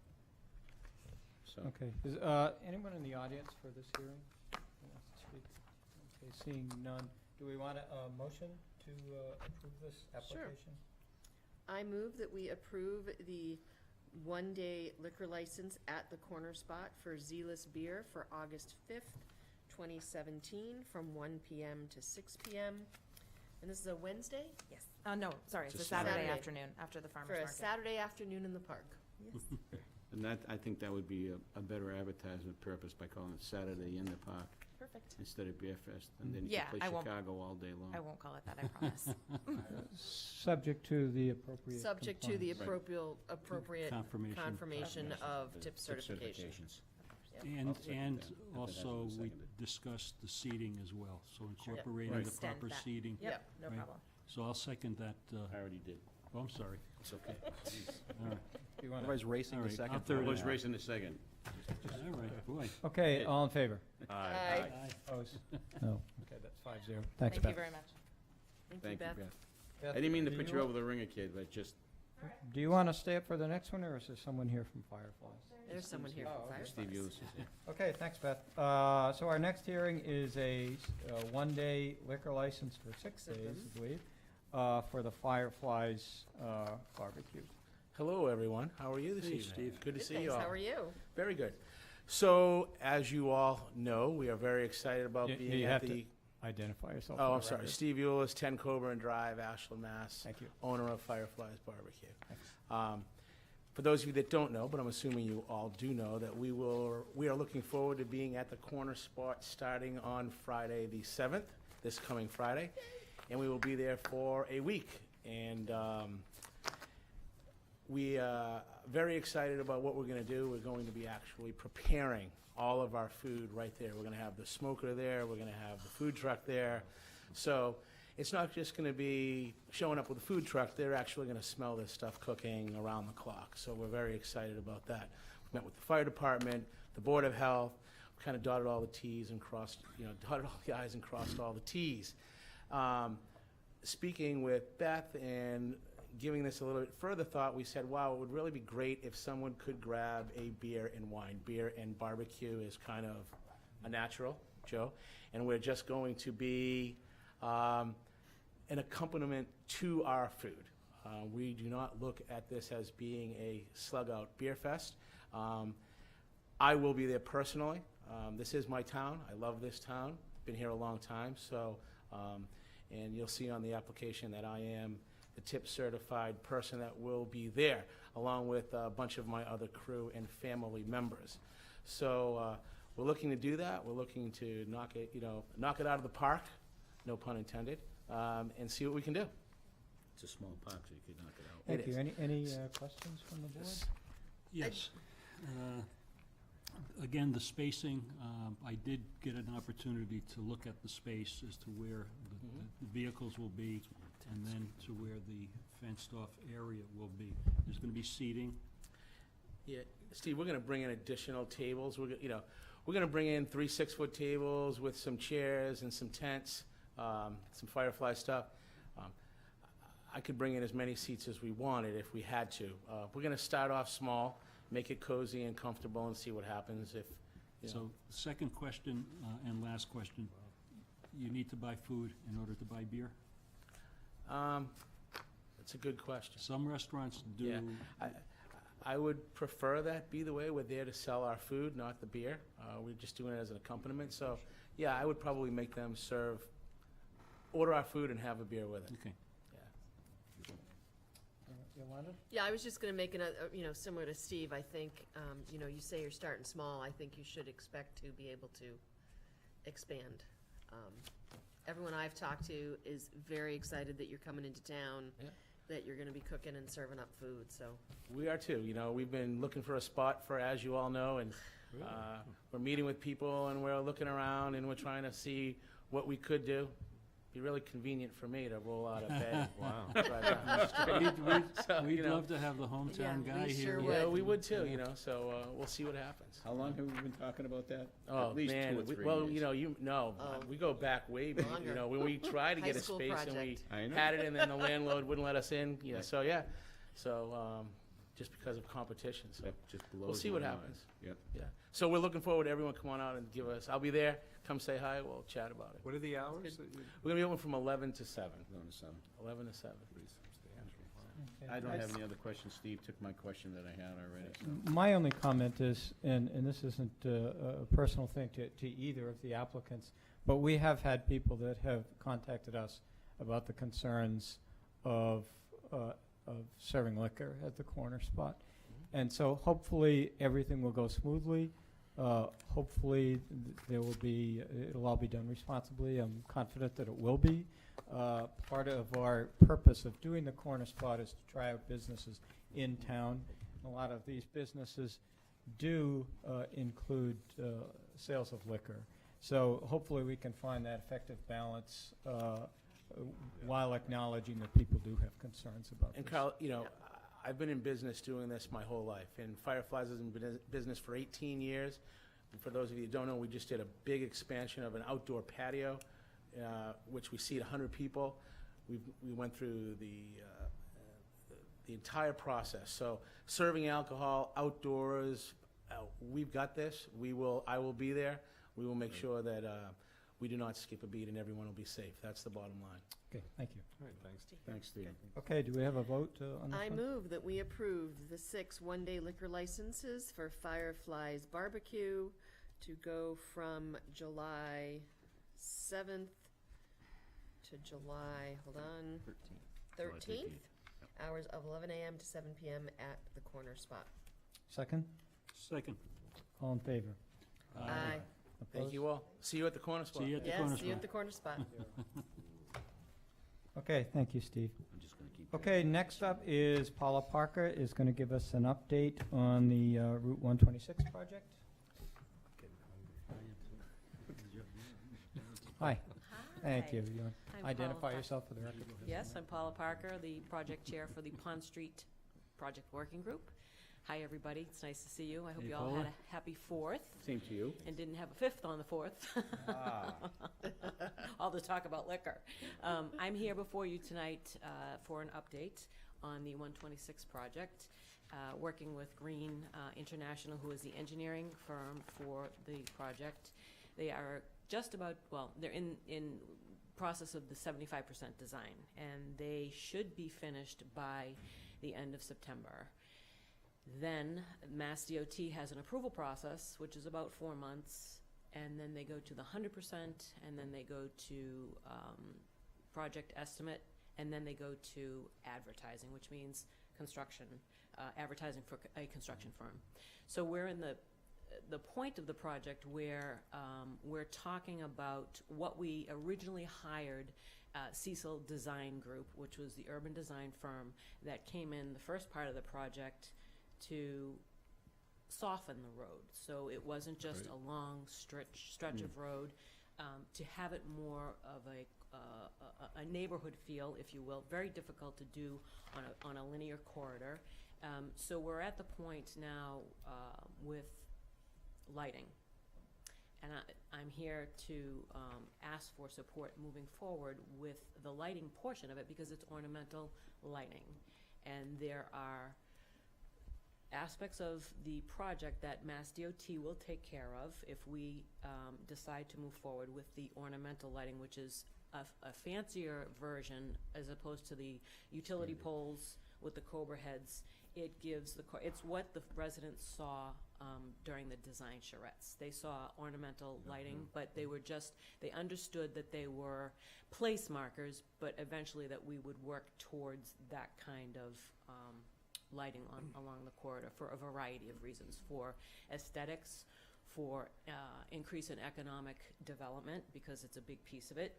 Even though the infrastructure is hugely important, the sidewalks for safety reasons, number one, the bicycle lanes that are planned, yet when people look at a corridor, they see the landscape and the lighting. So there's obviously an associated cost for that, which we knew from the very beginning, because that was not a cost that Mass DOT is taking care of. That's a cost, that would be a cost to the town.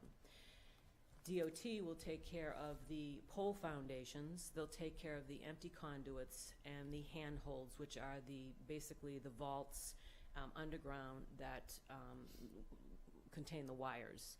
The town would be responsible for, in terms of the ornamental lighting, the engineering design, the lights themselves, the installation, and then the electrical. So at this point, DOT is looking for a letter of commitment from the town or support from the town that we are willing to move forward with this piece of the project. And I'm here for an update and then to talk about this and ask or answer any questions that you would have relative to this piece of the project. Steve? So, how are you, Paula? Good to see you again. I'm very good, and Good. very good, thank you. So right now, all you're looking for is support from the board moving forward with the concept of ornamental lighting. Concept and the associated costs. Okay, which we don't know at this point. Which are estimated at this point, and there are still a few pieces that we need to backfill relative to the engineering design, because that was not something that we were aware of. That just sort of came Right. to be. It could be a range between 700,000 and 800,000. Okay. That's a range. Okay. That's a big, broad number. I understand that, yeah. Because of the number of poles. Right. And then the lighting design could change that based upon number, So when you say spacing. lighting design, what does that, explain that to me? There will be a lighting designer that will come in and they'll look at the corridor, the 10,000 linear feet, and they will assess the heights of the poles to cast light on various areas depending on the landscape, Okay. to illumine the corridor, Right, so to so speak. it'll be the proper amount of poles and luminaires to light the corridor. That is Okay. exactly right. So Green has a lighting consultant, which is no cost to us, that's part of the project. Right. They've already looked at it. They've looked at the length of the corridor, they've looked at options, and have made some recommendations. This is very high level in terms of pricing, but then the other piece of it would be the electrical design Right. that we're responsible for. So, just a couple more questions. So the specification for the ornamental poles and the luminaires, who does that? Now, I know an engineer or a lighting designer is gonna specify a product. Great Right. question. We have a lot of say in that relative Okay. to the actual poles. I have never seen so many poles in my life, and every town I go into now, I'm looking at lighting poles and lighting design. So they range from very sort of low end Right. to low Okay. end to Rolls Royce. So we have a lot of say in it. That's really what I want to understand, that we do have. You do. Right. You do. You absolutely do. We're the client. Right. We are the customer, and there are a variety of ways that you can save money, as opposed to spending. There are vendors that if you like a particular pole, but it's $10,000, and we say, well, that's just not within our range. they say, well, you know, you can have the painted version, you can do this, you can do this, you can do this, you can do this. But they get as fancy as having flagpole extensions, they get as fancy as having The banner. accommodation for banners, they get as fancy as having the hanging planter, arms on them, they get fancy as to having a plaque at the bottom, and we, in discussions, thought, well, maybe we can defer some costs by adopt a pole Right. and have some of the large stakeholders along the corridor defer some of that cost by Sponsoring a pole. sponsoring a pole, Sponsor a basically, pole. and then they have the company name, what have you, and or a banner, so we're looking at all different ways. Okay. But we're gonna have some input into this selection. and- Right, and And then, can I finish? And then we can go and look at what is the best bang for our buck. That's really where I'm going with this. Yes, So you mentioned some $700,000 to $800,000. That includes the electrical that includes. component as well. Correct, that includes, well, So- it includes the electrical, it doesn't include the electrical designer, because that price No, right now okay, is I an understand, unknown. but it includes, that kind of ballpark number includes the poles, the fixtures, the wire. Right, the installation, Okay. that's the installation. It doesn't account for contingency, and I'm not quite sure at this point if it's 4% a Okay. year, because we're several years out. Right. As I said, we go to construction 2020, so we have time to plan for this, so to speak, and that's just a big, broad number in terms of what we'd be looking at overall. Okay, good. Thank you, Paula. So just to follow up, so the discussions that Paul is presenting to you is stuff that has been talked about during the Pond Street Working Group. So looking at the lights and how much and what types of lights has already started to happen somewhat with the Pond Street Working Group. So that process will go further. So the cost of the engineering, that's new information that we're paying for that? Because at our last meeting, we That is didn't new. have that. That is Okay. new. It's been very, very fluid the past week, and Okay. it's with the holiday, July 4th holiday. I've been on the phone quite a bit with Green to find out some things. That's why I didn't want to commit to a particular number, but more of a broad range. And to Yolanda's point, Steve, we had to look at a variety of different kinds of polls, only to be able to get a number, sort of a broad number, just to know what we were looking at. So that's part of that, which gets us to get me here to say, we would like you to be able to support this moving forward. I mean, we looked at polls that, we could have been spending over $1 million on lighting poles for Route 126. And I don't think that that's anything that people in the town really want to do. Who makes this choice? Is it the Pond Street Working Group that makes these choices, or does that come back to the Board of Selectmen, or as far as what you choose for these? We really haven't chosen anything Right, yet. nothing's been chosen yet. Right. The No, discussion, but I mean, who and will I make don't- that choice? I don't really know. I mean, I think, Well, ultimately, We we were would probably put it in on the capital plan as part of this, so, Can you say that again? I said, ultimately, if the board decides to support this, what we would do is we would put it on the capital plan. That was So my we'd next go through that question. Where is this process. coming from, yeah? Okay. And I would like to introduce, go ahead. Sarah Hines. we may have met her before. I was going to say, I wouldn't have said decorative, because this is the street lighting. It's just doing it at a better level that's going to bring together our vision for this being a really important commercial corridor for the town. But I do think that you probably should get, the people that should respond to whatever we're looking at should be the design review committee, probably the planning board, and certainly the DPW, because they'll be doing some of the maintenance on it, or because we'll have to have some spare parts and whatever.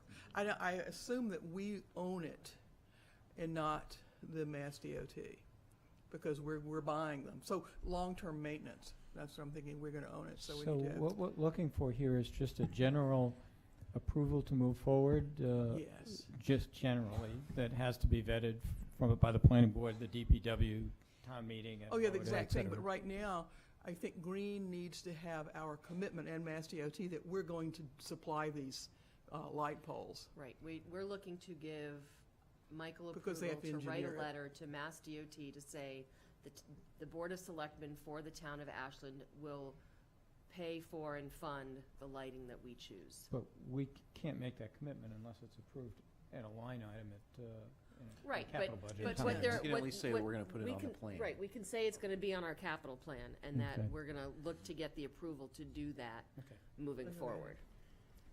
And I just wanted to interject, the reason that they're asking for this is because obviously if the town is supporting this, it's optimum that it be done during the construction phase, and that would be a Right. contingency with Mass DOT.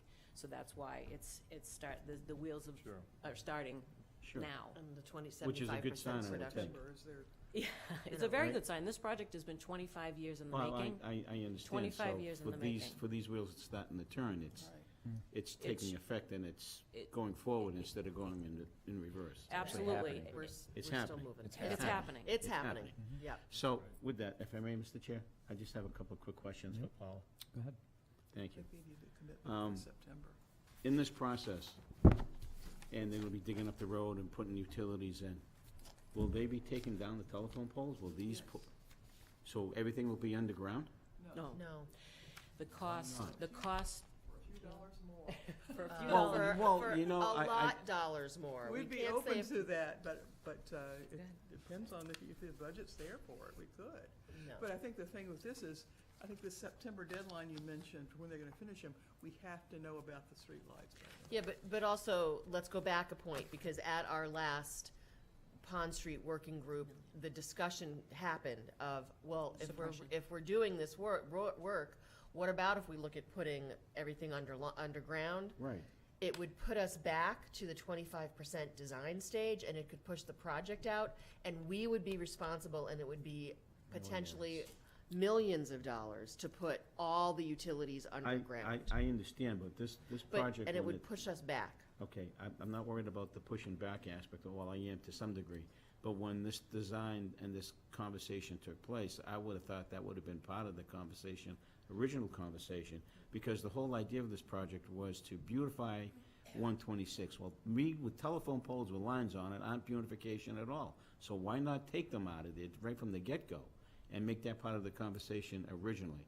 Was that done? And if it was it because of the fact it was gonna cost an exorbitant amount of money that discussion was stopped at that point? You raise a very good point, Joe, and we did have that discussion when David Manugian was here. It was bandied about many times for suppression of the utility. Right, the lines, right. And I would have to get an exact, but we had a number, and I want to say it was $1 million a mile to suppress the Really? lines. Yeah. So Wow. David, it was cost prohibitive for us at the time, and that's the reason why we elected not to. It Okay. was not something that Mass DOT was willing to fund. It would be So it'd Ashland. be on us. Yeah. It would be It's Ashland. roughly $2 million. So Okay, the well, I pole- mean, we Just- spent $2 just million a- on fields and stuff, but if we're gonna generate a business corridor and you want it to look good, I think $2 million is an investment for this town. I guess, maybe I'm wrong, but that's how I look at it. Just at this point, to say how much it'll affect the. No, and I'm not saying that that's what we should do, stop everything now and go back, and I don't wanna, regress this and stop this project and have to, go out another 25 years. Right. Hell, I don't want that happening. And town planner Sheila came up with a solution relative to if we move forward with the ornamental lighting, is to have it on one side of the street as opposed to staggered with the poles. So when you ride, you'll see a beautiful illume. And as Sarah pointed out, this is not just pretty lighting. This is for safety. This is Right. our street lights. This Right. is aesthetics for the corridor, and to enhance the level of the corridor and hopefully the level of businesses that we attract along the corridor. And the poles that are currently on 126 now, will they be replaced? Yes, they have to be. They have to be. They'll all be moved and they will be replaced. Okay, so we'll have newer poles, they won't be bent, they won't look like they look now. Right. So the Right. line of sight would be a straight-on line of sight instead of Right. zigzagged all around. It will look 100% better. It'd be a once they're uniform look. correct. Plus, they have to accommodate the sidewalks and the bicycle lanes. Right, so they would have to be either pushed in or at the Correct. edge. They're going back to accommodate for the bicycle lanes and the Mhm. sidewalks. Good. Thank you. And Thank you for answering my and- question. I And appreciate with that. complete streets and ADA compliance, you can't just have a No. pole in the middle Right. of the sidewalk. Right. Rob? I actually, I just had a question, just whether it's Yolanda or Michael or Paula, just how is the funding looking as we're moving along? I know that's a constant kind of, given the Right. bad revenue news, that we have Right any- now, well, because it's federal money, so it's federal highway dollars. It's planned out through 2022 at this point. Correct. We are still solidly in 2020. We are doing everything we can to make sure we keep moving forward on our project. That's why we're trying to push the 75% design to make sure that they are ready to go out to bid, so that our dollars then don't get pushed off to someone else because we're not ready. At the last round this past spring, we were solidly in 2020. And we will make sure next year to also be there and keep letting them know that we want it in 2020. We've been very, thanks to Yolanda, Michael, the team have been very diligent in advancing this project, and it really requires a full-time effort because, as Yolanda said, to remain on the MPO, there was a little glitch a while back, and year ago. there was another project that tried to insert itself Almost bumped and us off. push Ashland Oh. back Almost got even pushed to further, 21. and Dennis Jabez, I know that. Yeah. it was full court press, and we made sure that that did not happen. Very And good. it really, you need an advocate at those MPO meetings because towns show up with their planners, their town managers, their entire departments, 10 and 15 people advocating, whether they're from Newton or Somerville or Everett or what have you. And it is highly competitive for these dollars. And Yolanda, Sarah, and the rest of the team, Michael, we couldn't have done it without you. Great. I know. And it's just So thank you for hugely, it's continuing all hugely that.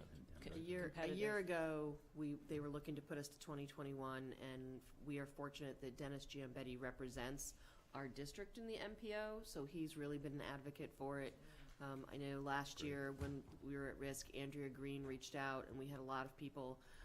And the other thing is, we have to thank the public, because there was a cry to, you can submit comments to say why it's important.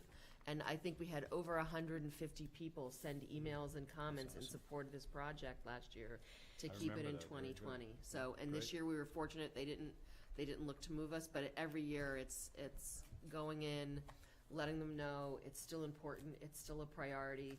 Us as a town saying that we are willing to pay for this lighting is another Is indication to important, yeah. them that it's important to us, and we are willing to, look to put our own capital into it. So it's important to keep pushing and keeping it in the forefront. Ashland has become the new benchmark for advancing a project because they've been Yeah. watching us relative to the design charrettes, the lawn sign campaigns, the Facebook campaigns on the ARA Facebook page, the media coverage that we've had from the Metro West Daily News, Ashland Local, Ashland Directions, the WACA appearances that Yolanda has made, that I have made, Sarah's participation. So it's been a full PR effort from the municipal, state, municipal, and then to the resident. It's a ground-up level, and that's really what's pushed this project forward because it's just languished for so long. And now we're getting to the kind of sexy part with the lighting, the With the fun lights, stuff that the yeah. residents will actually see. They'll enjoy the sidewalks and the bicycle lanes, but the lighting is critically important just Okay. from an overall economic development and aesthetics. Safety Okay. also. Do Safety, we have a it's huge. motion to support this then, going forward? Sure, I move that we give Michael Herbert permission to send a letter to Mass DOT, letting them know that we will be putting lighting for this project on our capital plan, and that we as a town support the lighting and the payment of the lighting moving forward. Second. Okay, all in favor? Aye. Opposed? Yeah, okay. Thank you Thanks, for all the Paula work and you Thank do, you so Paula. much. Thank you, Sarah. Thank you so much. Sarah. So Paula, has it happened yet? What? Frank?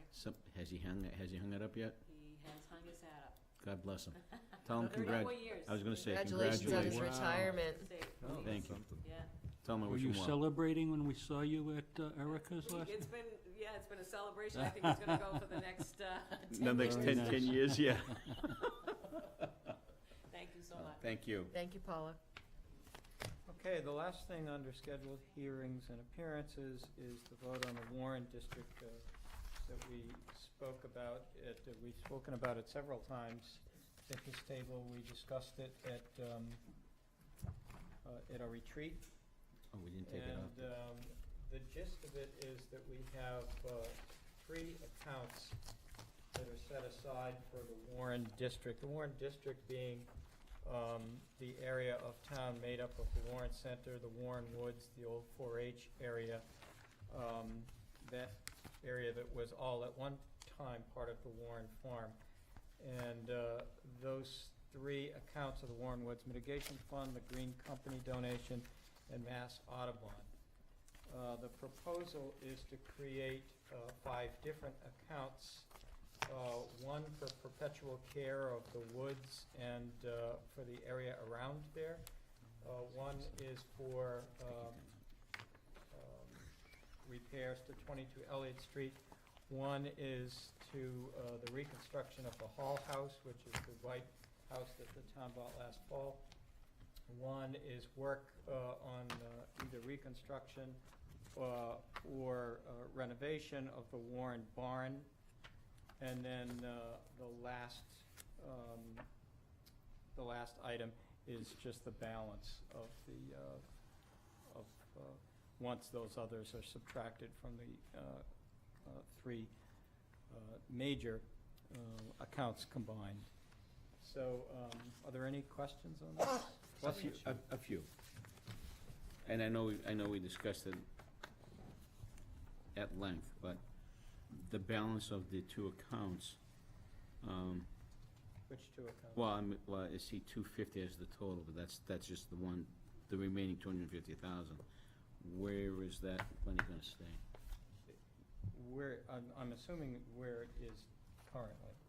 So under the Board of Selectmen's direction and guidance? Yeah. I guess that's the question I wanted to know. Yeah, Well- and that's what I would like to do tonight is discuss the allocation of the funds, and if there are any discussions on the uses of the buildings or the purview of the funds, that we would have them at a separate time. But that would be the residue from the current account, which is under the purview of the Board of Selectmen. And so the checks and balances with respect to these new accounts that are being proposed, the Board of Selectmen would get some sort of either monthly or quarterly report as to the monies that were used or were taken out for Well, the that's specific what we were gonna purposes. discuss at another time, if that. Okay. Right, my understanding of tonight is that we are just looking to create the different accounts without saying who has control right now, and any funds that are currently under control of the Board of Selectmen stay under the control of the Board of Which Selectmen. they all are. And then, so it's just to see about setting up the accounts, because I really think it's important that we have a discussion with the community as well as to what they see for that district, not just us and conservation and other smaller groups, but that the community gets involved to see what their vision is for that area as well before we really start using funds. But I know some things need okay. to be done to protect the buildings so that we don't lose them. Well, I understand that, and that's fine, but we're not gonna discuss the potential uses tonight? No. No, and I thought that was clear. Okay. That the only vote tonight is to establish these accounts. You're gonna establish the accounts prior to having discussion as to how the monies are gonna be utilized? No, the money is laid out here. There's $250,000 for the Warren Barn, $239,500 for the Hall House, $50,000 for Elliott Street, $250,000 for Perpetual Care Fund, $250,000 residual. And I understand that, and that is to have the work to be done, but we don't know what we're gonna use these buildings for. We don't know what we're gonna use them for, but we have to repair the buildings.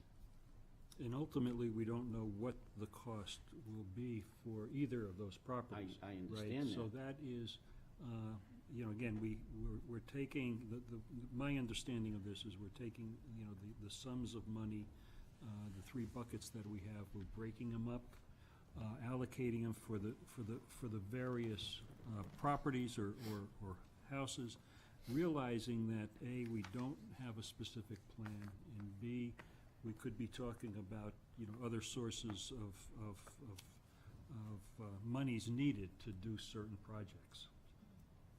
Is that reasonably accurate? Well, I think reasonably. It's not like we're flying by the seat of our pants either. It's a discussion that's been ongoing for about 2 years.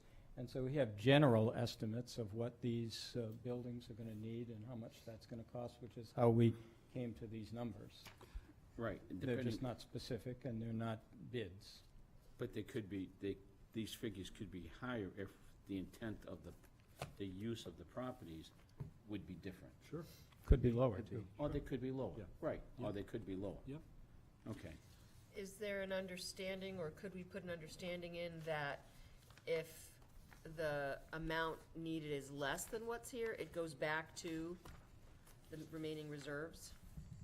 You know, if I look at the Hall House and the amount there, so we have 200 coming out of the Warren Woods Mitigation Fund, 39.5 coming out of Mass Audubon, so that if all that, if the 200,000 is not fully needed, that whatever is not needed goes back to the remaining reserves? Well, I would hope that that would be the case. Sure. I don't have a problem. Okay. Or maybe a simpler suggestion would be that any other transfers from those buckets to another bucket, including the reserve funds, would require Board of Selectmen approval. And there may be, depending on the uses of these buildings, I mean, if, for instance, if the house is rented, there may be money coming back into these Right, accounts somehow. right. So, Well, but we'll deal with those at the time. Okay. I would like to have that discussion sooner than later, if in fact these things do come up. So that way we have a full plan and project ahead of us, so we know where these monies will go, instead of just piecemealing it as we go. Well, it's not like we're looking at a blank slate here. We have a house and a barn. So Yep. what the uses of those things are, we will have a public discussion on. But they're limited to the fact that we have a 200-year-old house and a 200-year-old barn. So whatever the reasonable uses of those buildings are, we will come to some kind of a conclusion. Always And have I- office space. We're always looking for office space. I agree with Yolanda, though. I think it'd be certainly good to get some community feedback on Oh, absolutely. some of this, certainly the house and the barn. Yeah. All right. So do you need a motion, Mr. Chair? Well, I do, if we're done with our discussion. So, Snippy. Joe, you good on? I'm good. Okay. So I'm I good. move that the board support the allocation of the Warren Woods mitigation funds, the Green Company donation, and the Mass Audubon funds per the breakout as provided. Do I hear a second? I'll second it. All in favor? Aye. Aye. And opposed? None. Okay, thank you. Okay, moving on to the consent agenda. We only have one thing in the consent agenda, and that's the Youth and Family Service accepted donations that I think you all have in your packet. I move that we approve the consent agenda as presented. Second. All in favor? All right. Aye. Okay, that's 5-0. That is the fastest we've ever gone through the consent agenda. Consent. Yeah. Without having somebody Yeah, say, that- I'd we like must have this caught pulled. you by I know, what surprise, happened? Mr. Oh, Schumer. we What went through happens the when there's consent only one agenda item? Wait a minute. Yeah, I thought Rob Yeah, was you're gonna too say, late, Rob. I wanted to pull out I the was pet. waiting for his famous, I want this I pulled wanted to out. pull out the pet. Wait a minute. And now it's no longer the fastest we've ever. I know. Yeah, really. So you screwed it up. We had it. Yeah, well, Okay. leave it to me. Okay, old and new business, the commercial vehicle bylaw special permit regulations. This is something that we had at the last meeting to read through, but we didn't want to vote because it was the first we had seen them. So is there any further discussion on this item? Now, this is very similar to the one that we had at town meeting, correct? This is the This one is that the was one. at This town is the one we meeting. had at town meeting, This is right? just the regulations. These are the Okay, regulations just the for the regulations. bylaw. It coincides with the bylaw. Okay. Because it read very similar, that's why. And just to review, it's, if you have one commercial vehicle, you don't even need to apply for a permit.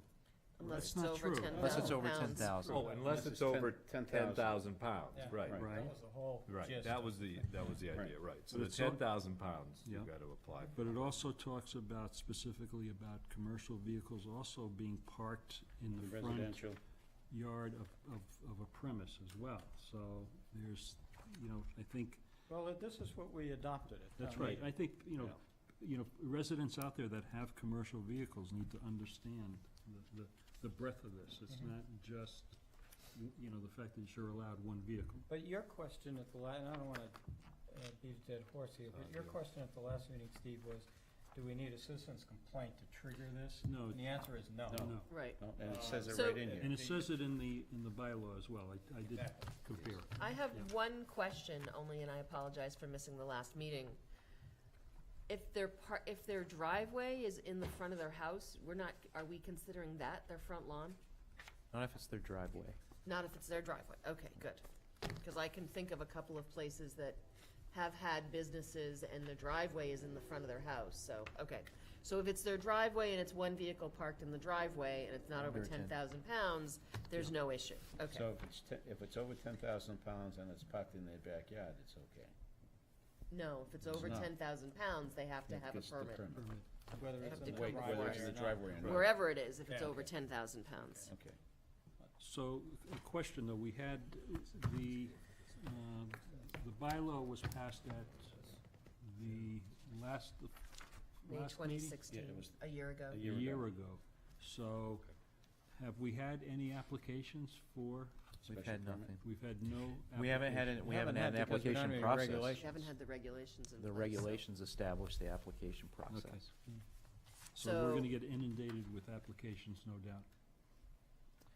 Could, So will we, because we have the registry of all the vehicles, all commercial vehicles, will this get sent out to?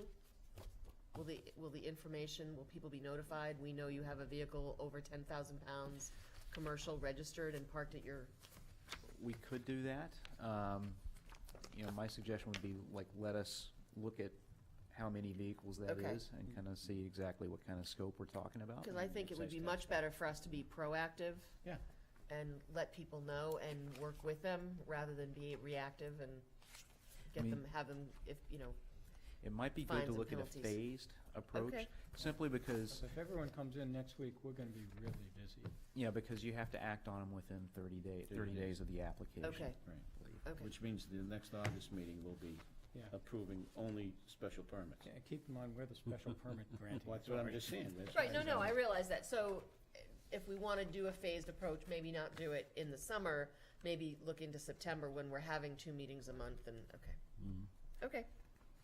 Do we need to approve this? Only good for Okay, 5 we years. do, so, Yep. do we have a vote to support this? Sure, I move that we approve the commercial vehicle policies and bylaws, rules and regulations as presented. Second. All in favor? Aye. Opposed? 5-0.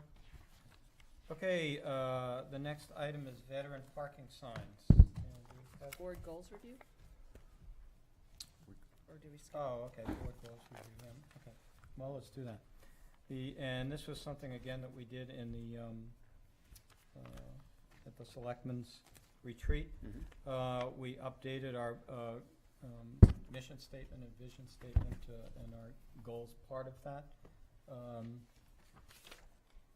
At that time, we were going to acknowledge the things that we had accomplished, make note of the things that we still needed to work on, and the town manager was going to add some things that he thought were relevant going forward, given the discussions that we've had since the retreat that where we created that document. And so he has done that and sent that out into the packet, and so, do we have any discussion on that?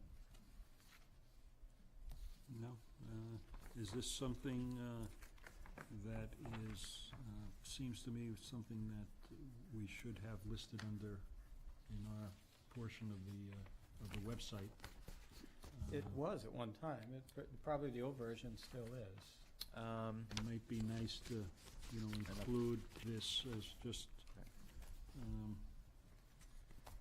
you know, an indication that we're not just a bunch of pretty faces up here, I guess, that, you know, We're actually we getting do. stuff done. Yeah. You know, well, I think one of the things that we're actually talking about working on is a dashboard-like tool that, you know, that would be updated, I guess, on a more quarterly basis. Yeah. It's something that's a little bit more visual eye candy, I guess you could say, than Yeah. just a The spreadsheet. reason I'd like to see something like this online really is, you know, for the potential feedback that we might get from residents. Yeah. And, you know, maybe we're off base on some things, maybe we're right on, you know, maybe we're missing the boat. Or to support whether, you know, sometimes we have these discussions in citizens' participation, and in other discussions about why don't you talk about this, and this shows that we have talked about this, or shows evidence that we've actually accomplished this. And my takeaway from that, because we did this about a year and a half ago, my takeaway was that I was surprised at how many things had been accomplished, and maybe not fully, but certainly worked on. To a degree, right. To a certain degree. And I think that was the whole purpose of this exercise in the first place, is so that we would kind of be able to keep our eye on the prize Right. as to what direction we were going in. Yeah. And sometimes when you've got your nose to the grindstone, you don't feel like you're getting anything done, and you need that perception to see that things are actually Sure. being And accomplished. actually, I think we kind of, it's also important to acknowledge, you know, when we're dealing with different layers of government besides local, you know, how long, difficult these projects, these visions may take. And, you know, we talked tonight about the boat landing, and, you know, it's a piece of property we don't control, yet we're not getting the sufficient support from the state to control that area, or allow us to control the street around it. And, you know, it's those sorts of difficulties, whether you're talking about the 126 project or the quiet zone for that matter, so. But there's a delineation there. We do control the street there. Well, we control the street, and, you know, I think we need to, you know, given the fact that we've had a couple of different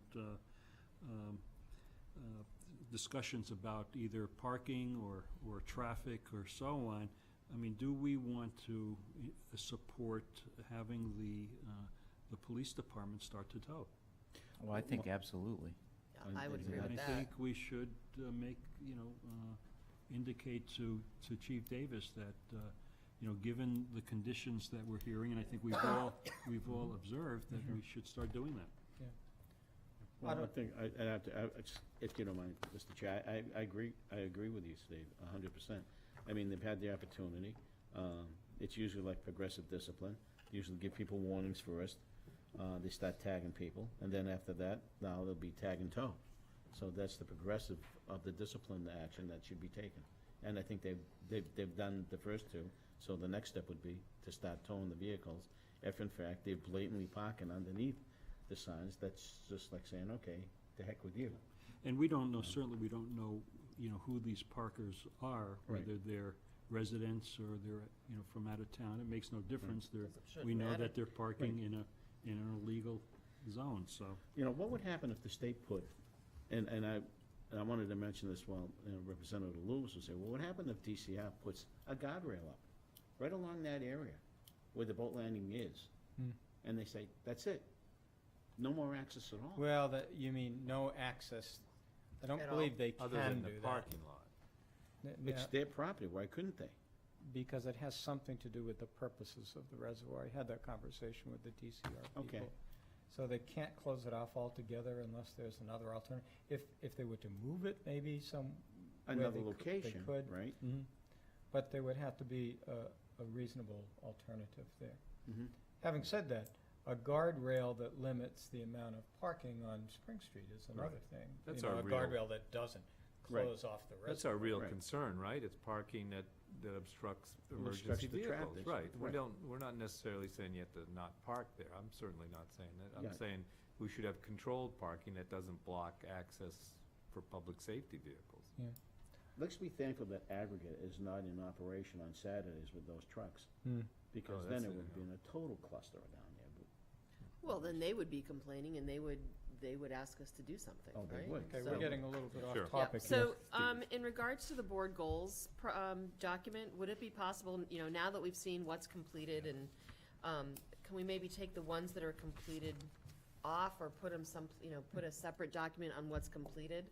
So that we Funny- can, Funny thought we that you wanted- brought that up, because originally Michael had done that, and I thought it made it look like we hadn't done anything, because. well, no, Well, we talked about it at the retreat, and I thought the well, decision no, was to I keep it think on. I think showing this now is good, you know, I think to Steve's point, getting it up on the website, but then I think for us, as we start looking at our goals for the coming year, or the coming year and a half, to have the stuff that's completed off of it, so we can say, okay, looking at what we have still to complete, do we feel like there's more time and energy available to work on something new, and if so, what is that? Okay. That's all.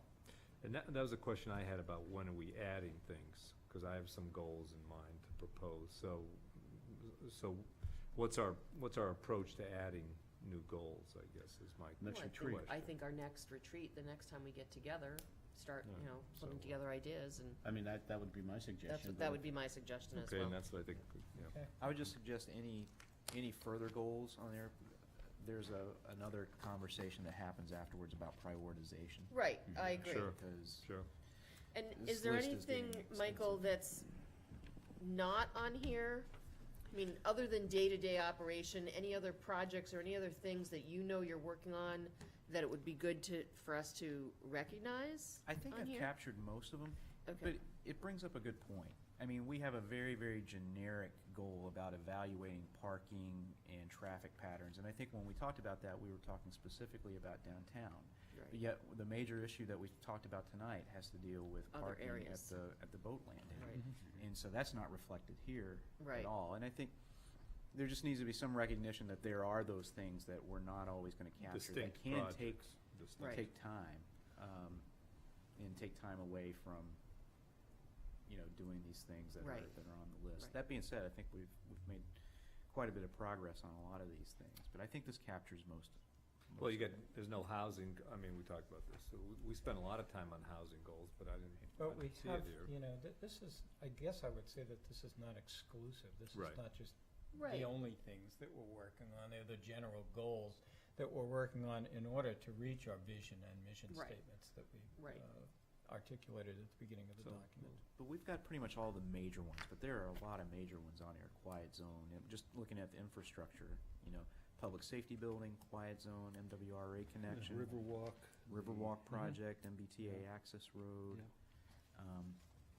You know, MS4, you know, that all, and that's just within the infrastructure bucket. okay. Okay, do we need a vote to approve this updated version? No, I think we just ask management to post it, and Okay. Yeah, I think it's a great yeah, idea to and post then, it. you know, if we get feedback, that'd be awesome. Mr. Chair, is this something that every board should be looking at? Goals and, you know, board goals? You mean every Every board in Ashland? In the town? Well, you know, I mean, to give them some focus and some path to it follow. makes sense to have goals and objectives for anything, you know, that you're Sure. doing. And the reason that I suggested that we actually commit it to writing is it's something that we can't get away from. You know, it's something that we can come back to and we can measure every so often. And it gives us, you know, the five of us all have very different opinions and different approaches and different interests and things in town. And so this is the one thing that brings all of that focus together as a board. So, you know, I think it works for us. One would think that it would work for any board or committee, Well, but that's why I was thinking that maybe that would help smooth the edges on certain boards that have been having issues.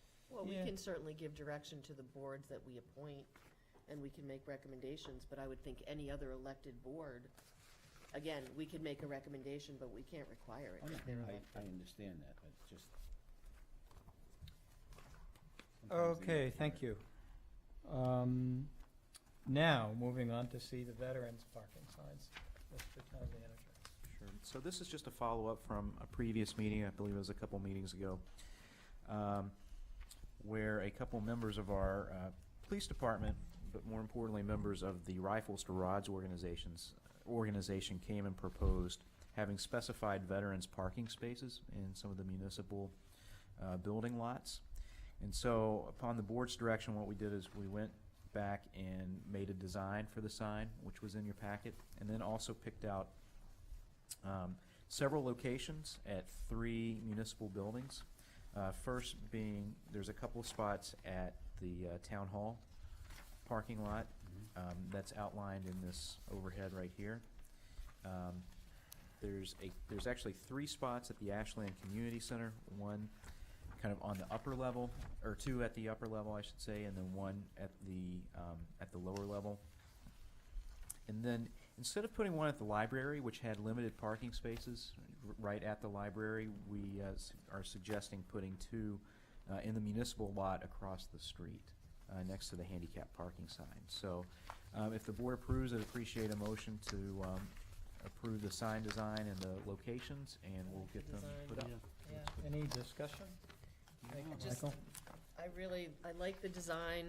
I love that it's a partnership between the town and Rifles to Rods, which is a good organization, and they're the ones who brought this to us, so very nice. I don't know if they've seen the sign, but that's what it looks like. Yeah, Yep. very nice. And what an appropriate place for a sign about Rifles to Rods to be at the boat landing. Yeah? Unfortunately, we don't have jurisdiction. We do, just put one up there.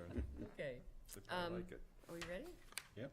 Any further The only comments? thing I would suggest that we kind of watch how these spaces are being used, because I think if they're empty a lot, we should, like you pick 2 or 3. If they're not being used a lot for whatever reason, whereas if the other spaces are full, we should just kind of note that, and if maybe we can remove one of them, or if it's not being used. So, The farmer's market Right. on Saturday that will be a was good test. that was gonna be a test, you're right. But there are veterans that don't have veteran plates. And then we had that conversation when no Officer enforcement. Carpusas was Yeah. here, Right. that it's difficult to enforce. It's almost Correct. an honor system It thing. is an honor Right. system, yeah. So if a veteran does park and he doesn't have veterans plates there, we have to assume that, Yes. Right. You don't really Before have you a make choice. your motion. Yep, go ahead. Again, wanted to thank Dimitri Karpusas and Ryan Guzzo for bringing this to Yeah. us. They did a nice job. They did.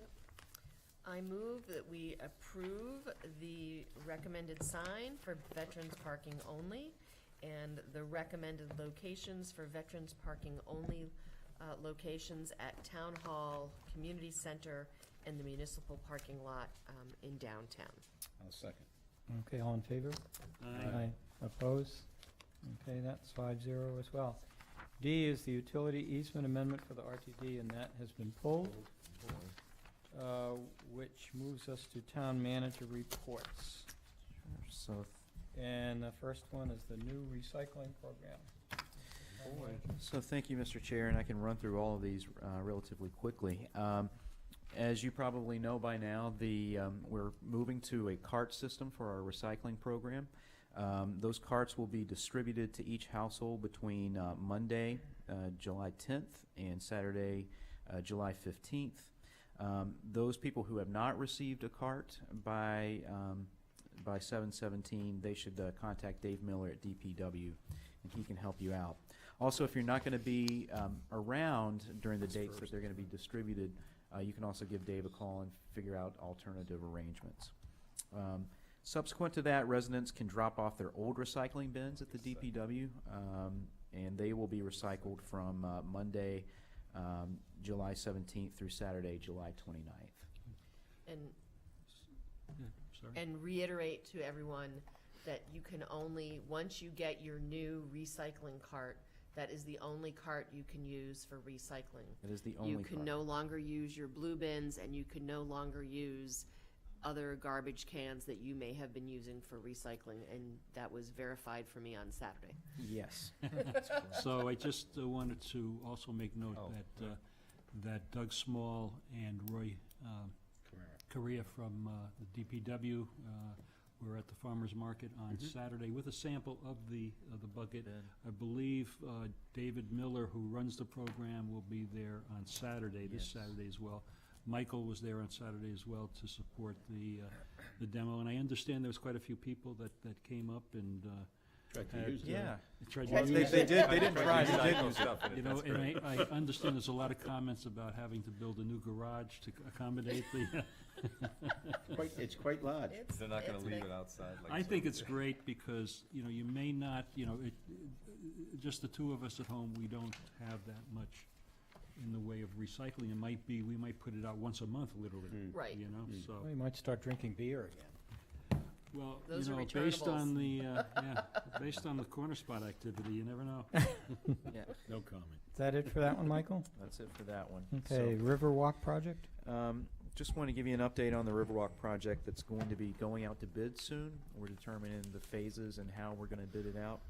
Another thing I wanted to let you know is that we were able to move some of the MassWorks money that was associated with the Rail Transit District project, specifically the MBTA Emergency Access Road. Since we're not going to need all of that money, we were able to successfully move some of that money over to the Riverwalk project. We got approval from. We got approval from MassWorks for that. Nice. So that's a big That's relief a big on win.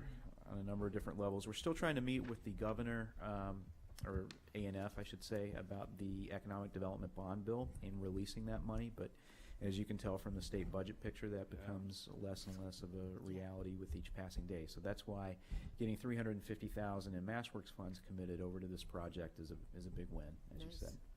Good. Thanks for Good doing job. that. Like, just a kind of a related question, what, are people making provisions for crossing Pleasant Street at the end of the Riverwalk and getting to the rail station? Is that gonna be integrated into the design? Just or- with the crosswalk, but yeah, I mean, that was key to getting the MassWorks funding, Yeah. was to kind of create So that there is link.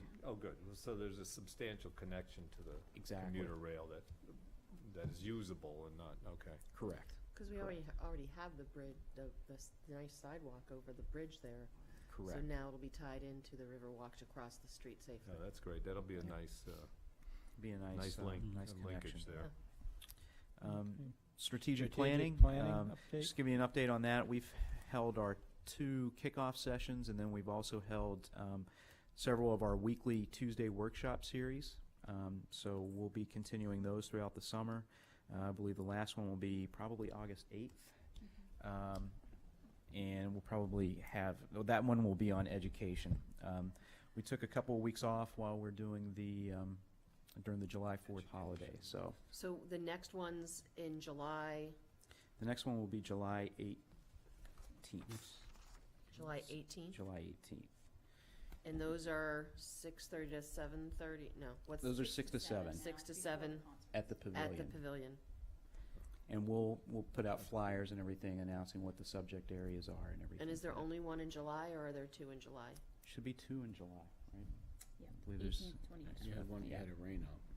we did, Yeah, we moved it, though. We just took the group to town hall. It was- Okay. Yeah. yeah. It was raining Jake- pretty fiercely. Sideways, if I remember. Sideways. Yeah. Somebody warned us about that. Thought I mentioned Okay. that. Great, thank you. Okay, corner spot update? Yeah, so, I mean, those of you that were able to attend saw how popular the corner spot was. I think we had well in excess of 300 people there throughout the, you know, especially if you combine the afternoon session with, or the noon session with the later afternoon, early evening session. A lot of credit goes to Beth and her committee. A lot of credit also goes to the donors, which the Board of Selectmen is actually, you actually were a donor towards the Corner Spot project. A number of people volunteered their time and their resources and their skills. And I also want to give a shout out to our Department of Public Works and Facilities. They did a lot to help make this happen. Landscaping did a nice job getting everything done. Yeah, there were a number of different vendors. Don't even want to start getting into names know, because but I'm, you I'm forget- sure I'll forget one or forget someone. two. It was quite a change from when I left on the 20th Yeah. to when I came back. It was amazing, and it looks really good. It looks really good, and I think, you know, more importantly, it just has that great feel to it, that great Yep. community feel to it. People have been using it And people have been important. supporting the coffee shop. Yeah. Bonnie and I went down on the 4th, and there was a line out the On the shed 4th, waiting nice. for, yes, to get a cup of coffee, so it was a nice to see. Yeah. It was the same on Saturday when we That's stopped what by. Otis says, Yeah. corner spot's my favorite spot.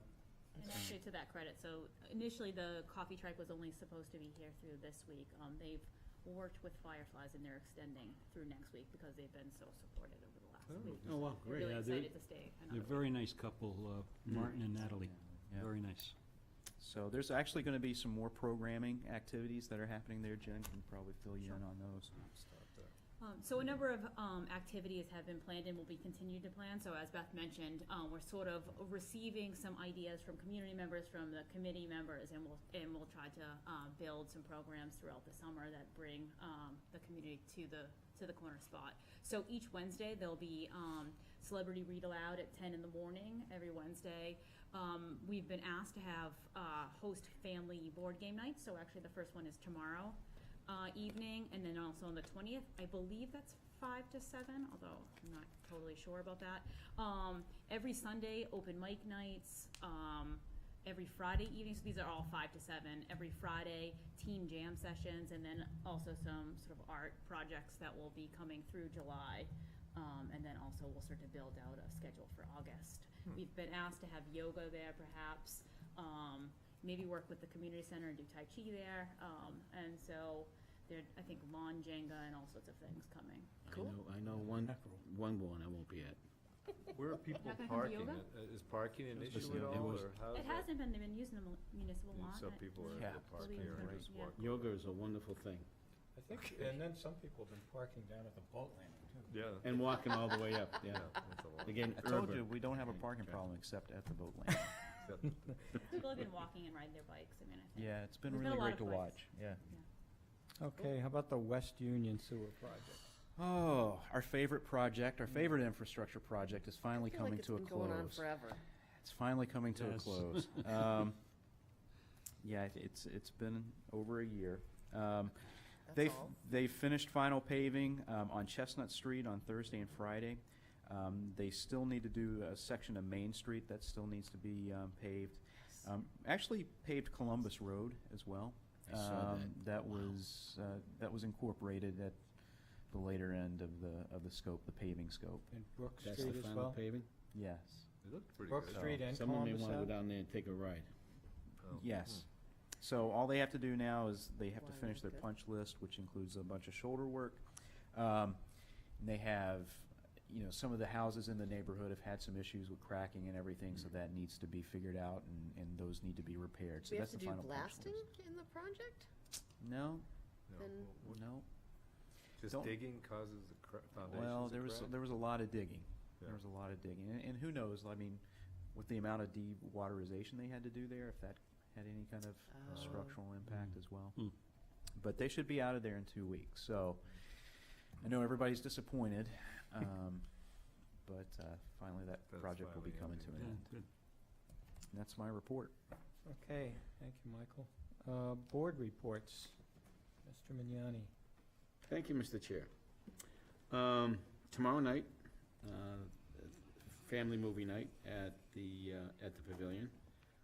I can't name the movie. You have to go down and see it, because if I name the movie, then we have to pay. What's it about? Can you tell us? It's always children-related movies, so it's always family-orientated. They're fun. Family movie night.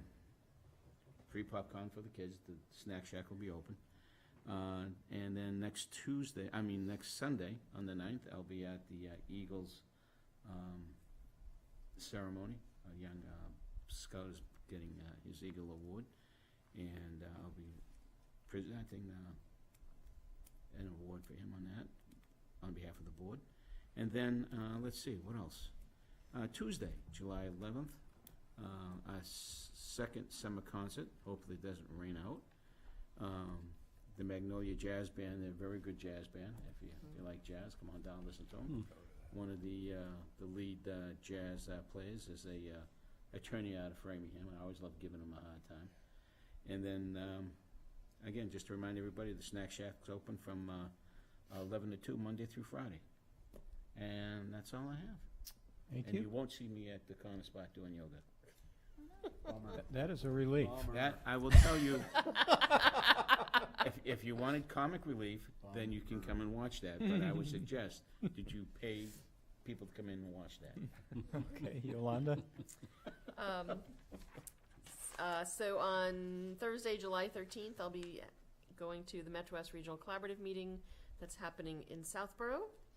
On July 15th, I will be attending an Eagle Scout and Girl Scout Gold Award ceremony that's happening. It's nice to be able to go and present the proclamations for that. And that's all I have. Thank you. Steve? Very good. So Jen, have you considered, the Corner Spot considered doing like a disco night? That might be something Joe could get engaged in. Joe and I can get Do you- into that one. I gonna always say, get I think all of harassed. us could, I always get harassed about disco. I don't understand. I hated that era. I hate it. Sure, Joe, sure. What I heard. Who'd you hear it from? We're gonna running a wrap little up late before here, we really That's not- digress. That's not my board report, so. That's not your Can we board continue, Mr. Chair? No, but it's the headline in tomorrow. Crystal All ball. right, we're having a lot of fun here tonight, so. So just a couple things. Our second dementia-friendly planning meeting is scheduled for July the 13th, and we've got a good group, I've mentioned this before, that we're working on creating a dementia-friendly community, and at this point, we're gonna be working very hard with businesses to really promote that kind of sensitivity and awareness, so that's coming up. There's a grand opening of the new Framingham parking lot on July the 20th. I think we've all been invited. And this is the parking lot that's adjacent to the train station. And now that that's open, we had discussed this many months ago with the intent of having the MWRTA, who is responsible for creating this parking lot, come and potentially work with Ashland and look at our train station and see if there's any compatibility, synergy there for Great doing idea. something similar and upgrading our train station. So that's something to, that's something about, to yeah. put on our, I guess, our mission and vision Move it, list, right? Possibly, that would be a good thing. Yeah. And then lastly, the 100th Ashland Farmers Market is scheduled for July the 29th, our 100th market.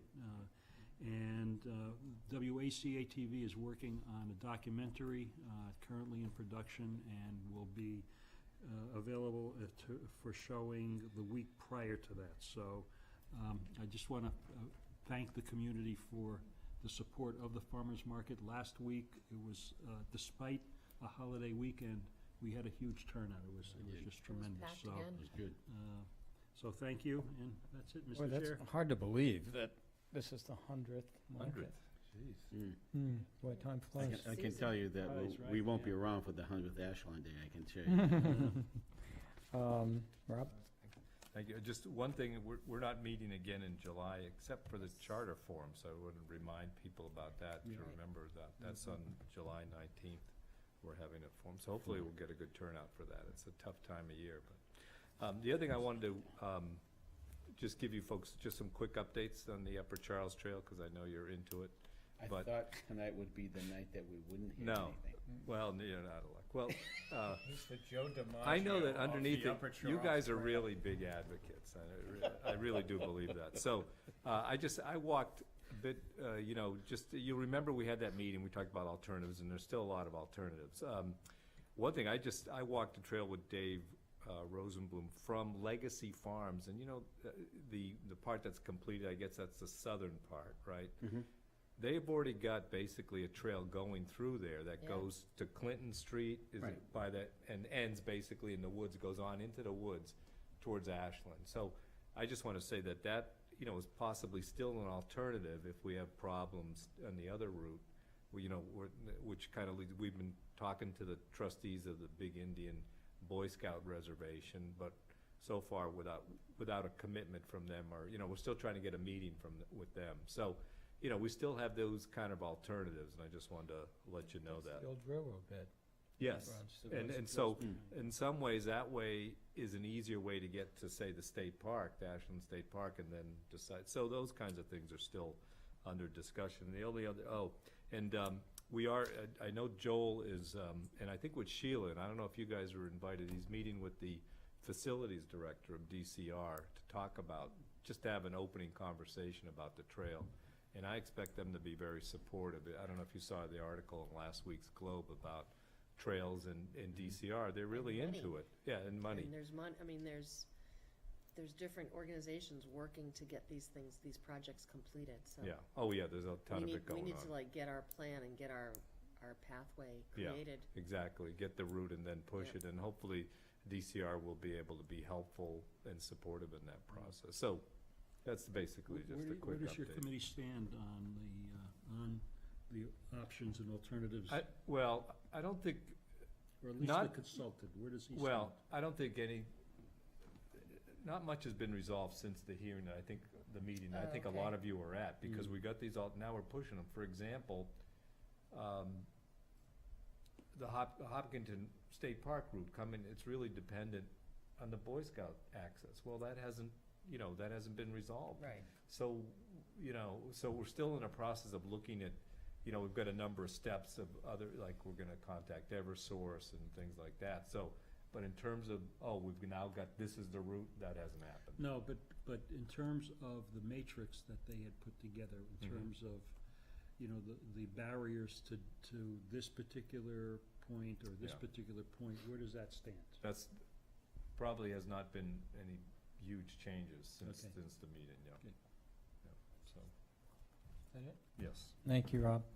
I just want to reiterate what Rob said. On July 19th, in the Board of Selectmen room at 7 o'clock, we have an open forum with regard to the charter review for the citizens of the town. The Charter Review Committee has been hard at work for, it seems like a lifetime, at least 2 years, to come up with recommendations for changes in the charter that impact or potentially impact everyone in the community.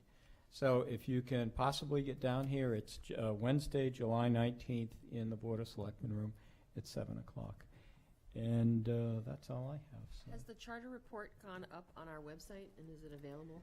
No, so they actually had to make one more revision saw to that, it. yeah. Yeah, I We saw that. just literally got it. Yeah. Oh, okay. And so I've just literally sent it to Paul, and Okay.